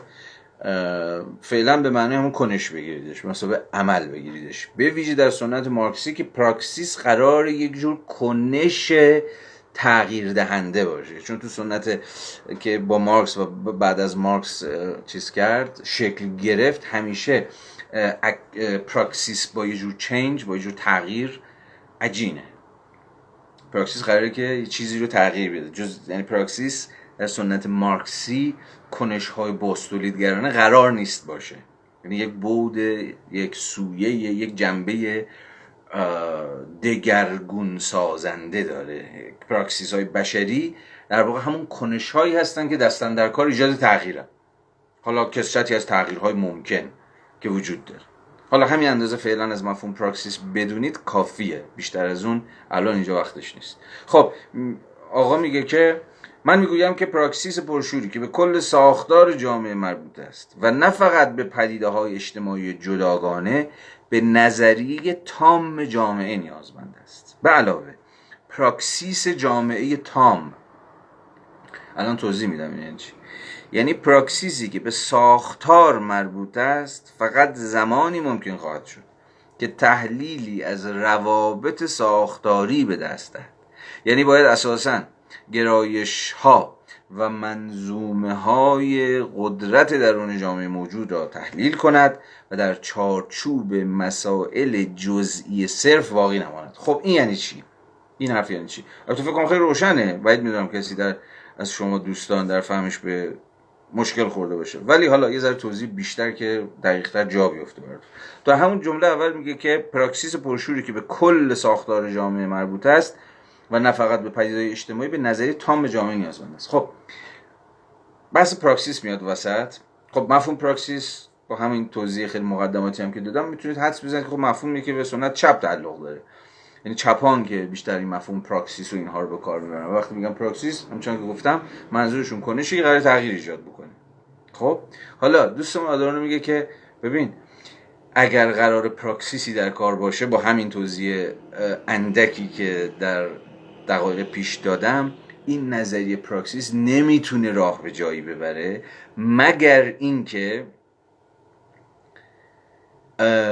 مبتنی شده باشه بر نظریه تام جامعه.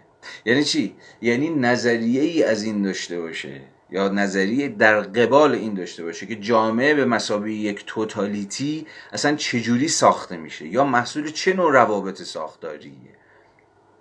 در اینجاست و در این صورتی که اون موقع میتواند به پراکسیسی فکر بکند، به کنشی فکر بکند که بتونه کل این ساختار اجتماعی رو تغییر بده و چیزی بیش از مجموعه‌ای از کنش‌های خرد محلی و لوکالی باشه. خب در همین وضعیت هم ممکنه دیگه، انبوهی الان از کنش‌ها هست در جامعه خودمون، در هر جامعه دیگری در جهان، چه الان چه دیروز چه در آینده، کنش‌هایی که دارن تغییرات ایجاد میکنن، ولی تغییراتی که عموما در سطوح درون سیستمی اتفاق میفتن. یعنی کل رو دست نمیزنن، به کل کاری ندارن، بلکه صرفاً درون مختصات ممکن وضعیت یا جامعه یا سیستم یا ساختار، هر اسمی که شما روش میگذاریده که دارن ورزیده میشن این کنش ها، یعنی کنش ورزی های لوکال در اون سیستمی.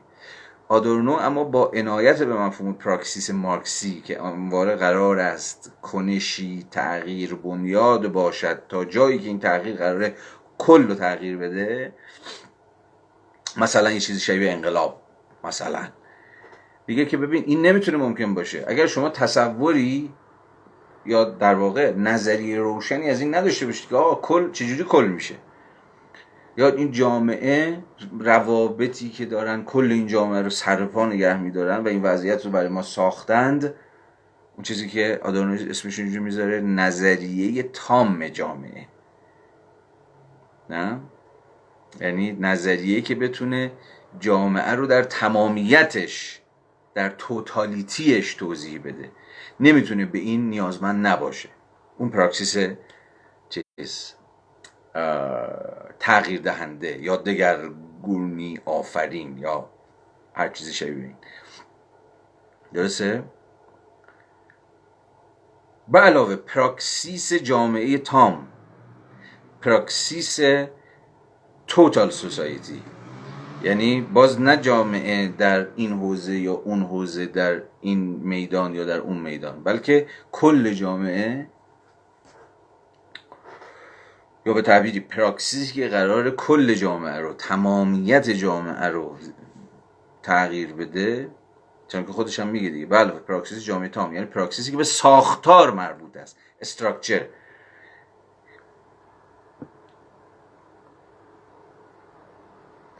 به ویژه در نیمه دوم قرن 20 که سنت ساختارگرایی از بیرون مارکسیسم شکل گرفت، خیلی از مارکسیستان هم سعی کردن که بگن که آقا در مارکس هم اتفاقا یه جور تحلیل ساختارگرایی وجود داره، در صورتی که هگلیه آقای مارکس. ولی در عین حال تلاش مارکس اینه که بتونه ساختار رو توضیح بده، یعنی همون روابط یا اون منطق پنهانی که جامعه رو داره استوار میکنه، اصلا جامعه رو داره جامعه میکنه، اصلا جامعه رو ممکن میکنه. خب این مارکس بود که داشت سعی میکرد به ما توضیح بده که چگونه اشکال مبادله در جامعه سرمایه‌داری به نوعی سنگ بنای، یا به زبان هگلی یه جور جوهره، یا به زبان دیگر هگلی یه جور ذات جامعه رو دارن پیش میبرن. یعنی جامعه چیست؟ اگر مارکس مثلا از مارکس میپرسیدی جامعه چیست، یا چه چیز جامعه به مثابه یک توتالیتی رو یا جامعه به مثابه یک ساختار رو سرپا نگه داشته، آقای مارکس احتمالاً به ما میگفتش که اشکال مبادله. چنانکه خود آدورنو در چند صفحه بعد هم همینو میگه، که میگه اون چیزی که من ازش به عنوان جامعه یاد میکنم، صفحه 49 اینو میگه، چیزی نیست جز مجموعی از روابط متقابل کارکردی که میان اجزا وجود داره و خود این رابطه متقابلی که از حیث کارکردی میان اجزا وجود داره، خودش همشون از جنس انبوهی از یا کثرت‌هایی از مبادله است، به ویژه درون مختصاتی به نام مختصات سرمایه‌داری. بازم میتونم اینو ساده تر بگم، جامعه شدن جامعه محصول فرم‌های با هم بودنی است که در جامعه سرمایه‌داری از جنس مبادله است. یعنی ما مدام داریم مبادله میکنیم. حتی به زندگی خودتون رجوع بکنید، ما مدام در حال یه جور اکسچنج هستیم، نه فقط اکسچنج به معنای تجاری یا اقتصادی کلمه. گفتگو کردن یه جور اکسچنجه، دوستی کردن یا عشق ورزیدن یا خانواده تشکیل دادن، اینا همش اشکالی از اکسچنجه. ولی تلاش سنت مارکسی این بود که نشون بده چگونه همه روابط اجتماعی در تحلیل نهایی به زیر سیطره مبادله اقتصادی در خواهد اومد. حتی روابطی که، یا به تعبیری که الان دارم به کار میبرم، مبادلاتی که از جنس مبادله اقتصادی نیستند هم in the last instance، در لحظه یا در وهله نهایی تنشون میخوره به تن مبادله اقتصادی یا جنس مبادله اقتصادی میشن. یعنی منطق کالایی برشون حاکم میشه. خب شما با این بحث‌ها در سالهای اخیر حتی در ایران خودمون هم بسیار آشنایید دیگه. حتی این هم حرفی نیست که فقط مارکس یا مارکسی ها بزنن ها. امروز بسیاری از متفکرین و سنت‌های فکری که لزوما سنخیتی هم با مارکسیسم ندارن از این سخن میگن که آقا همه روابط پولی شده، یا پول به مثابه فرم انتزاعی مبادله در جامعه سرمایه‌داری بر همه مناسبات و روابط و مبادله‌های غیر پولی ما هم حاکم شده. و این خب چیزی بود که دست کم از مارکس بعد شد مبنای نقد چپگرایانه بر جامعه یا بر ساختار اجتماعی که ما اسمشو میذاریم جامعه. حالا حرف رفیقمون آدورنو در اینجا خیلی حرف ساده ایه، هیچ حرف پیچیده ای نمیزنه.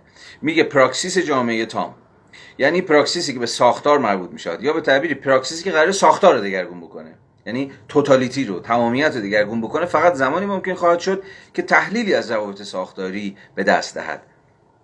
یعنی این پراکسیس باید یه تحلیلی داشته باشه از روابط ساختاری، یعنی باید تحلیلی داشته باشه که از این جامعه بنیادش کجاست، فاندیشنش، شالودش یا جوهرش.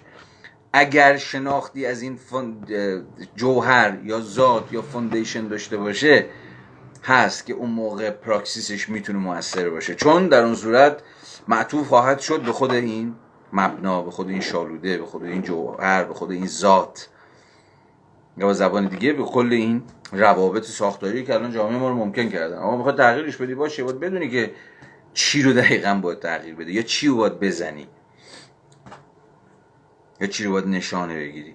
یعنی باید اساساً گرایش ها و منظومه های قدرت درون جامعه موجود رو تحلیل کنی. یعنی باید بدونی که مناسبات قدرتی که درون جامعه هست از چه جنسیه و چگونه میتونه این مناسبات و منظومه های قدرت رو که باز دست کم در تحلیل مارکسی و بعداً در خواهیم دید آدورنویی بنیادش از جنس مبادله است رو چگونه بتونه مستقیما این گرایش ها، این مناسبات و این منظومه های قدرت رو بزنه. وگرنه پراکسیسش یه پراکسیس علاوقتگی میشه، یه تیری در تاریکی رها میکنه، حالا ممکنه بشه ممکنه نشه، یه چیزی تغییر کنه چیزی تغییر نکنه، ولی میتونه بنیانها دست نخورده باقی مونه. روابط ساختاری هنوز میتونه سر جاش باشه.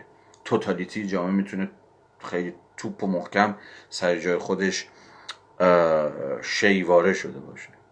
یعنی باید اساساً گرایش ها و منظومه های قدرت در اون جامعه موجود را تحلیل کند و در چارچوب مسائل جزئی صرف باقی نماند.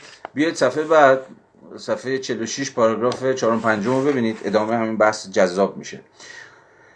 بلافاصله وقتی اینا رو گفت حالا یه تذکری میده که خیلی این تذکر بجاست و بحث رو هم دقیق تر میکنه هم به مسیرهای دیگری میبره. میگه که باید چیز دیگری را همینجا اضافه کنم که شاید در این لحظه باید گفته شود. فکر نکنید که به دلیل اختلافی که به آن اشاره کردم، اگر پراگماتیسم راهنمای اصلاحاتی جزئی از آن دست باشد که جامعه شناسان و پوزیتیویست پیشنهاد میدهند. اینجا یه لحظه باید وایسم یه ذره دیگه توضیح بدم بهتون. بحث سر پراکسیس بود در فراز قبلی.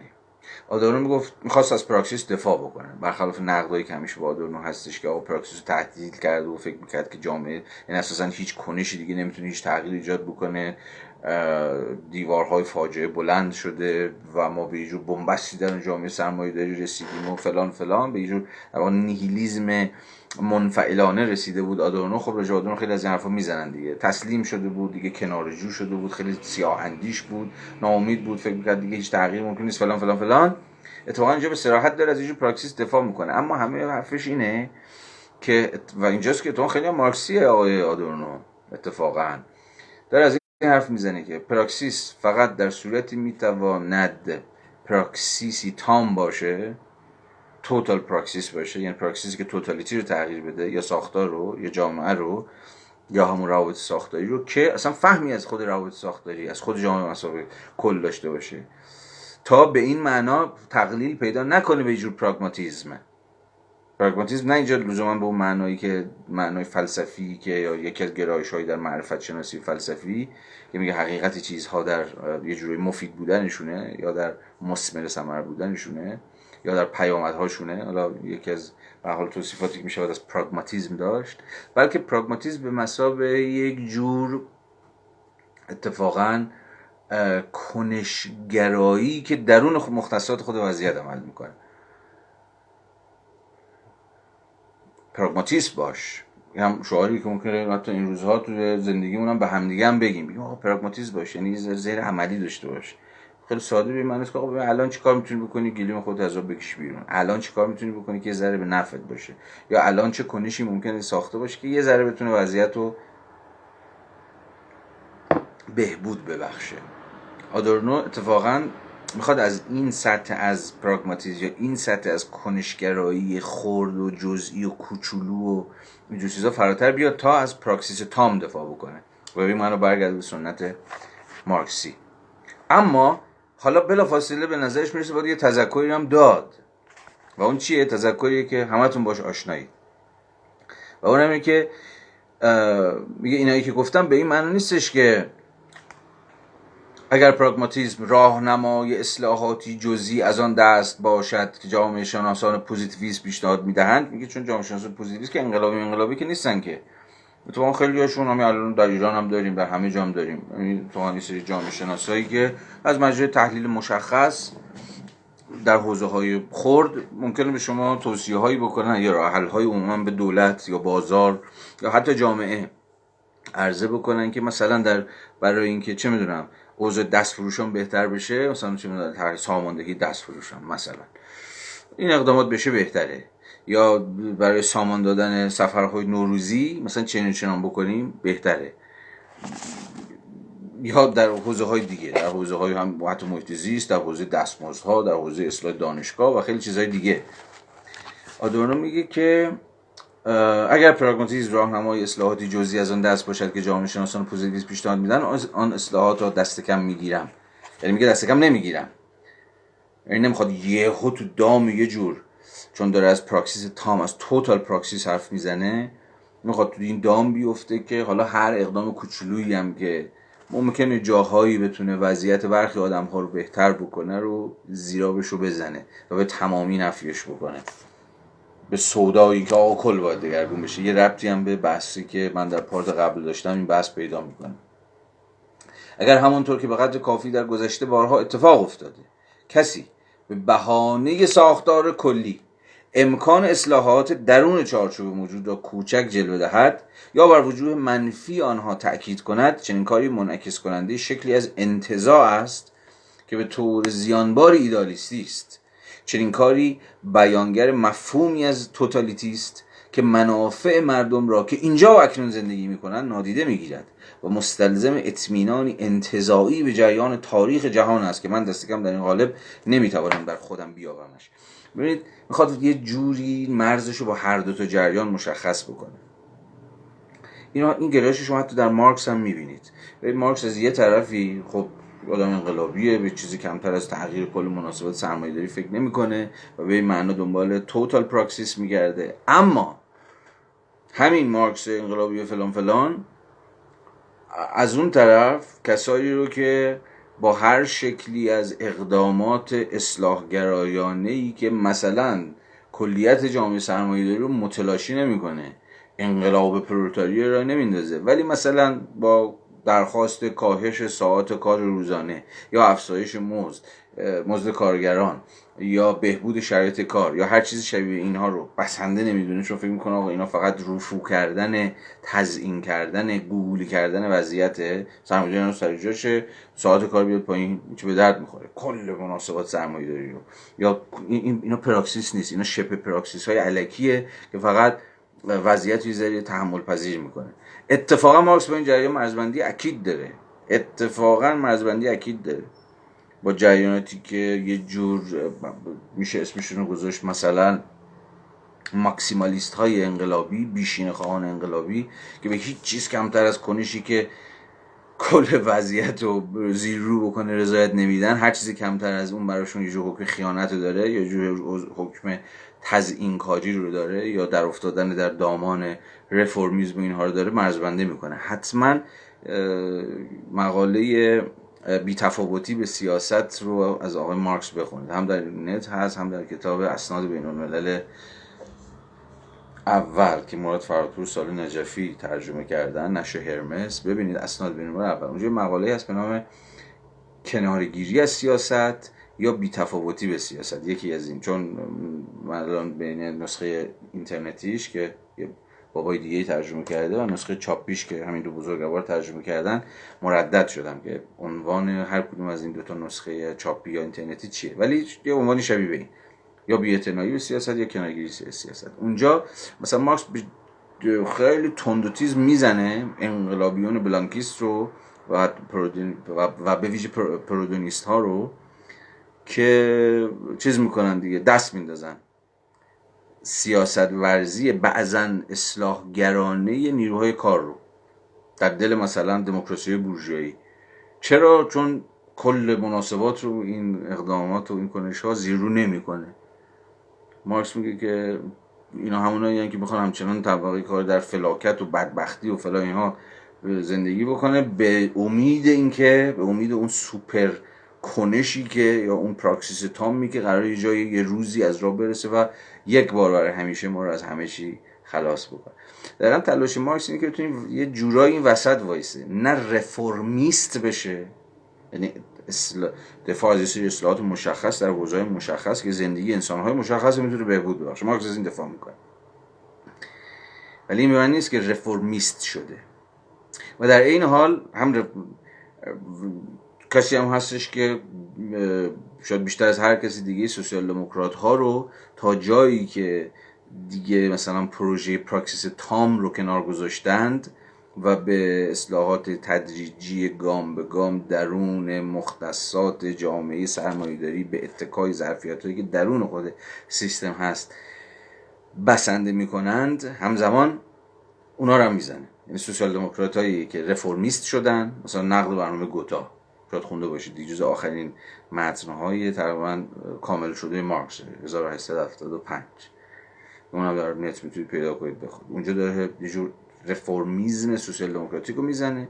در این حال مثلا در مقاله بی‌اعتنایی به سیاست هم داره انقلابیونی که به چیزی کمتر از پراکسیس تام رضایت نمیدن و هر شکلی از اصلاح وضعیت برای بهبود زندگی انسان‌های واقعی رو نکوهش میکنند رو همه میزن.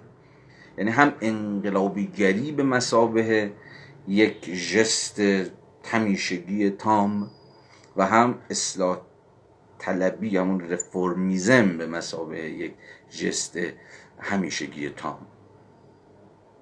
اینجا مادانو دقیقا همین موضوع داره میگیره، میگه ببین جامعه شناسی درسته که باید ده اسنشیال بشناسه، امر ذاتی رو بشناسه، و امر ذاتی هم در واقع گویای مناسباتیه که کل یک جامعه رو سر پا نگه میداره، یا کل جامعه رو میسازه، یا ساختار جامعه رو، یا روابط ساختاری رو.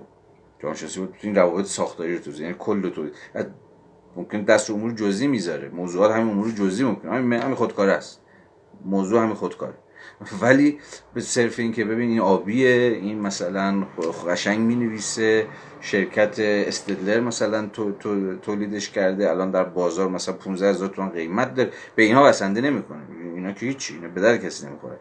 اتفاقا سعی میکنه که همین از مجرای جز روابط ساختاری، یعنی کل جامعه رو در این حاضر ببینه. و به این معناست که پراکسیس هم فقط در صورتی میتونه توتال باشه که فهمی از خود توتالیتی داشته باشه. اما این همش دیگه این اماه خیلی مهمه، یعنی اما همون چیزی که یه ذره تعدیل میکنه، یه ذره میگه ببین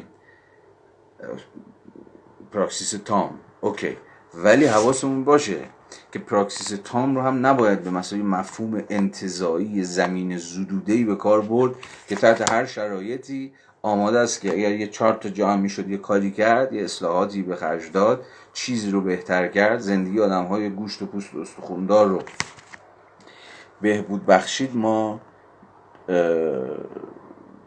باش مرزبندی کنیم یا نفیش کنیم یا بزنیم تو سرش.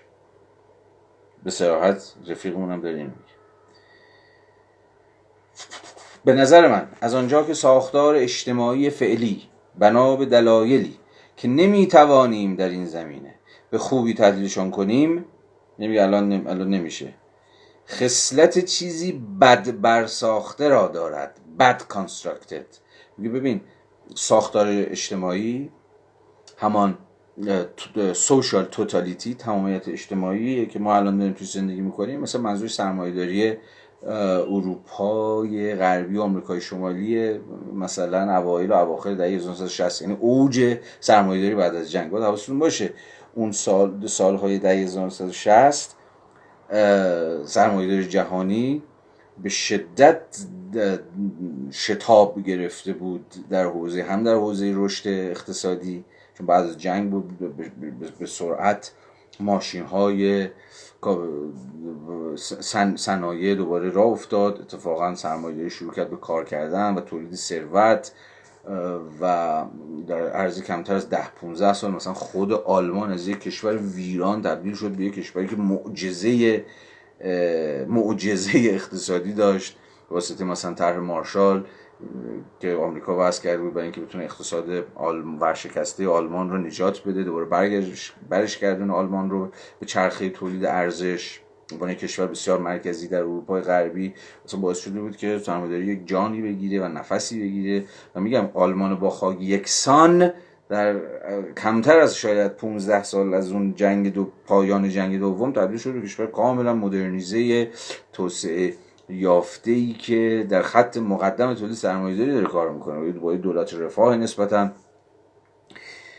نیرومند که حتی باقی مونده هاش همین امروز هم باقی مونده.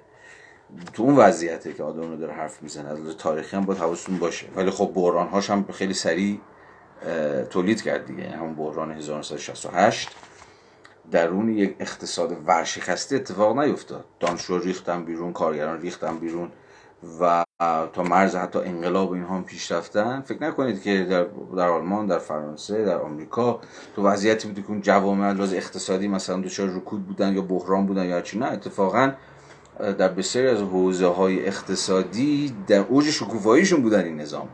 حالا اینکه چرا در اوج شکوفایی اقتصاد پسا جنگ شما یک جنبش فرهنگی سیاسی خیلی رادیکال دارید به نام همون 68 ها، خودش داستانی است مفصل که الان خب اینجا نوبتش نیست و وقتش نیست. ولی به هر حال برای اینکه یه ذره زمینه‌مند بشه واسه که آدم رو داره میکنه، همین چند تا توضیح فعلا کفایت میکنه. خب رفیقمون داشت میگفتش که به نظر من از اونجا که ساختار اجتماعی فعلی خصلت چیزی بد برساخته را دارد، خصلت طبیعت ثانوی که سکند نیچر، که بارها در این کلاس توضیح دادم مفهوم سکند نیچر رو، که خب کاملا یه مفهومی که از هگل میاد و به این معناست که بخوام خیلی خلاصه بگم، خب طبیعت ثانویه، یعنی جامعه خودش شده طبیعت، اما طبیعت ثانوی. طبیعت به چه معنا؟ دقیقاً به مثابه ابژه شیواره، یا به تعبیر دیگر طبیعت دیگه. طبیعت چیه؟ طبیعت مجموعه ابژه های بیرون از ماست که مستقل از ما منطق درونی خاص خودشونو دارن. مثلا اسمشون میذاریم قوانین طبیعی دیگه. نه، طبیعت یعنی طبیعت یک بیرون از ماست، یعنی ما در ساختنش چیزی نداشتیم، مشارکتی نداشتیم و عرض به حضورتون که واجد قسمی استقلال ابژکتیوه طبیعت. خود ما هم در واقع بخش از طبیعتیم. البته انسان ها هم خودشون موجودات غیر طبیعی نیستن که، اما همواره در واقع آمیزه این از نیچر به علاوه کالچر. همین الانش هم همه ماها آمیزه ای از طبیعت فرهنگیم.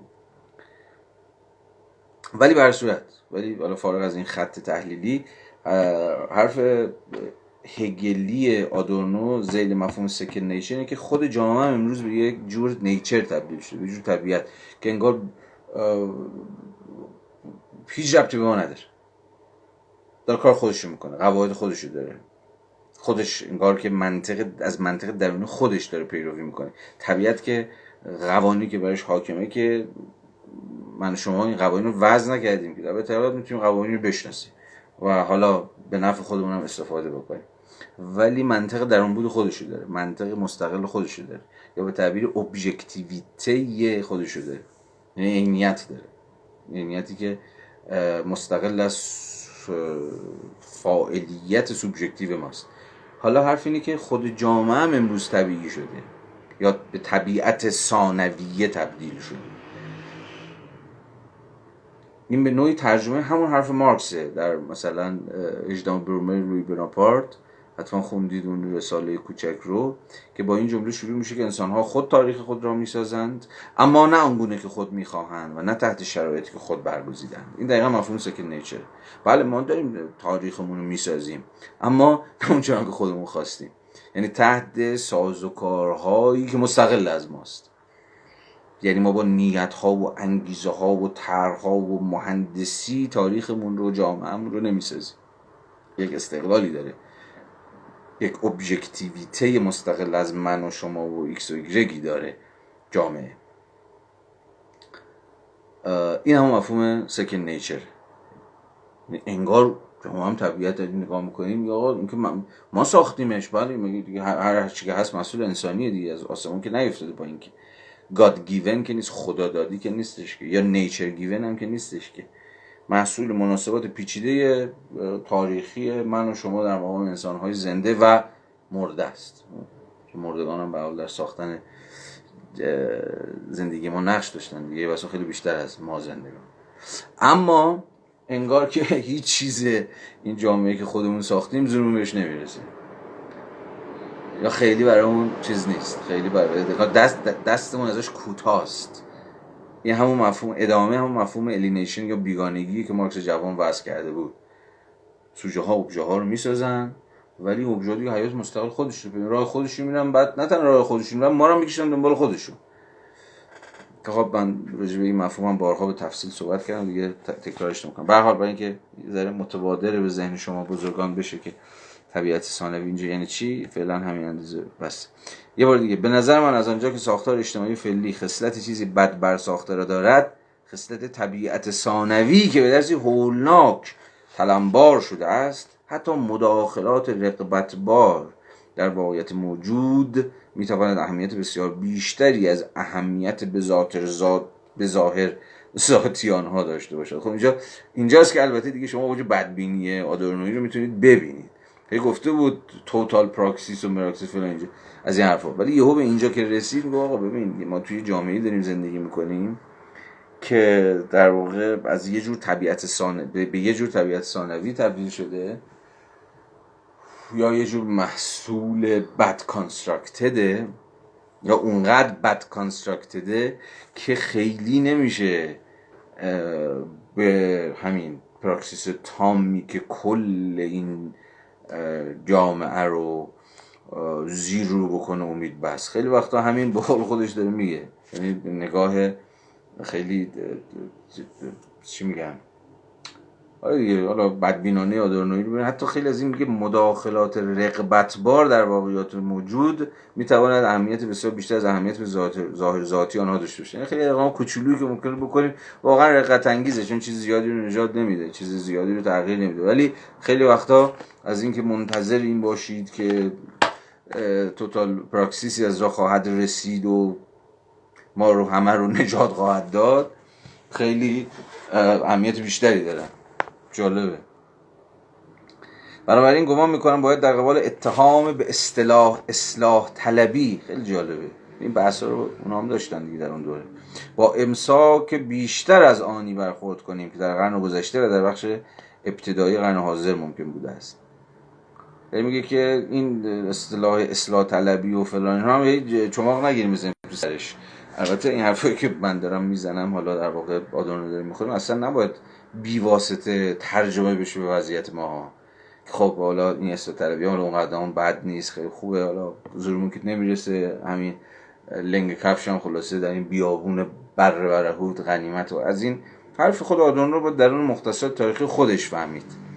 حواستون باشه در قبال هر شکلی از دیکانتکستوالایز کردن، زمین زدودن یک دعوی، یک گزاره باید محتاط بود. نمیگم شدنی نیست، من بارها هم کاری بوده که خودم هم کردم و هفته پیشم در ابتدای کلاس هگل گفتم که من مدام سعی میکنم هگل تا کانتکستش بیارم بیرون، بتونم باشه سری موضوعات دیگر رو توضیح بدم.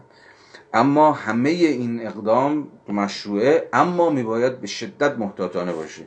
یعنی خیلی راحت الان اینجا انگار آدورنو مثلا داره از اصلاح طلبها دفاع میکنه. حرفی که داره میزنه با خط سیری که داره دنبال میکنه چیز دیگری است. یعنی داره یه جور همزمان با انقلابی گری، با کسایی که انگار شغلشون انقلابه و در همزمان با اصلاح طلبی، با کسایی که انگار مشروع مرامشون جز اصلاح گری نیست، همزمان داره مرز میکشه. با اصلاح طلبی از مجرای مفهوم پراکسیس تام مرز بندی میکنه، با به اصطلاح انقلابیون یا به قول خودش در اینجا ایدئالیست ها از مجرای اهمیت مداخلات اصلاحگرانه مشخصی که در زندگی انسانهای مشخص در دوره‌های مشخص میتونه معنادار باشه. یعنی اینو با اون میزنه، اونو با این میزنه. یعنی هی این بازی که بین دوتا قطب میکنه که نه تو این قطب بیفته نه تو اون قطب. هر شکلی از قطبی اندیشی که ای بابا پس تو هم اصلاح طلب شی، ای بابا پس تو هم الان دیگه انقلابی، این قطبی اندیشی ها به درد هیچ کس نخورده در هیچ دوره‌ای. ولی برچسب خوبه بزنیم به هم دیگه، مثلا بگیم این که بابا مثلا یک انقلابی متوهمه فلانی بیش نیست، این که بابا دیگه اصلاح طلب شده سرش تو آخر ایناست و فلان. برای اینا خوبه اگر میخوایم برچسب بزنیم یا فوش و فضیحت بدیم به هم دیگه، ممکنه اینو جالب باشه. ولی جدیت در تفکر اقتضای هیچ کدوم از این برچسب‌ها رو نمیکنه، بلکه فقط به چشم‌های بازی نیاز داره که بتونه پیچیدگی موقعیت رو بفهمه. دیدگاه فرد درباره اصلاحات تا حدی به ارزیابی او از امکان تغییر ساختاری تام بستگی دارد. این حرف خیلی مهمه. و البته خدا نور در شمار کسانی بود که به هر حال از حق نگذریم دید امیدوار کننده‌ای به امکان تغییر ساختاری نداشت. ولی خب به صراحت داره اینجا میگه، حرفی که ما سالهاست در فضای فکری خودمونم شنیدیم و حتی راجبش حرف هم زدیم، و اونی که درباره اصلاحات، اینکه شما راجبه یک اصلاحات مشخصی چی فکر بکنید، عموما به ارزیابی شما از امکان تغییر ساختاری تام بستگی داره و از آنجا که این امکان دیگر خود را با بیواسطگیش آشکار نمی کند، برخلاف مثلا قرن 19 که قرن خود مارکس و قرن انقلابیون و اینجور چیزاست، میگه دیگه اینقدر بیواسطه و بدیهی به نظر نمیاد امکان ساختاری گشوده است و مهیاست و پیش به روی پراکسیس تام. میگه در چنین وضعیتی خیلی چیز عجیبی نیست، خیلی نباید فکر کنید که مثلا خیانتی اتفاق افتاده یا هر چیزی اگر با آدم‌های مواجه بشید یا حتی خودتونم به کسی تبدیل بشید که از پاره‌ای دست کم اصلاحگری ها حمایت میکنه. دیدگاه فرد درباره اصلاحات تا حدی و ارزیابی او از امکان تغییر ساختاری تام بستگی دارد و از آنجا که این امکان دیگر خود را با بیواسطگیش آشکار نمی کند که در میانه قرن گذشته داشت، به مسئله اصلاحات نیز باید از منظری کاملا متفاوت نگاه کرد. و حالا توضیحات دیگری که میده و بگذاریم. خب خیلی زودتر از چیزی که من فکرشو میکردم پارت دوم ما یه ساعتش به پایان رسید. خب اجازه بدید که ما بحث همینجا متوقف کنیم. من هفته آینده از صفحه 49 پاراگراف آخر یک بحث هست که خب بحثی است که به نظرم ارزش صحبت کردن داره، از این درس گفتار بحث رو شروع میکنم و این موضوعشو میکشم وسط تا حالا بریم جلوتر و وارد درس گفتار پنجم و بقیه درس گفتارها بشیم به مرور. خب اجازه بدید که بحث امشب رو همینجا ببندیم و به آخر برسونیم. ما یک 10 دقیقه حالا 10 دقیقه یه ربع مثلا، الان 25 دقیقه سعی میکنم 11 و 35 دقیقه در همین وایس چت کانال تلگرامی جمهور من در خدمتتون هستم. چه بحثایی که الان مطرح شد در این جلسه، چه بحثایی که هفته‌های پیش داشتیم رو اگر دوستان نکته‌ای ملاحظه‌ای هر چی داشتن بیارن اونجا با هم دیگه صحبت بکنیم. بازم عرض میکنم که بحثایی که مربوط به این کتابه و این جلسات شنبه‌های ماست، بحثای دیگه بماند برای جلساتی که متناسب با همون جلسات، چه پیداشناسی روح، چه حالا جلسات دیگه ای بعداً مطرح خواهیم کرد. خب پس 10 دقیقه دیگه ما بحث رو در کانال تلگرامیمون استارت میزنیم و ببینیم چقدر پیش میریم. آیا دوستانی هستن که مایل باشن گفتگو بکنن یا نه؟ من که مشتاقانه منتظرم که کامنت های احتمالی شما رو بشنوم. مرسی که امشب همراهی کردید. شب همگی بخیر تا شنبه بعد و بحث دیگه. فعلا.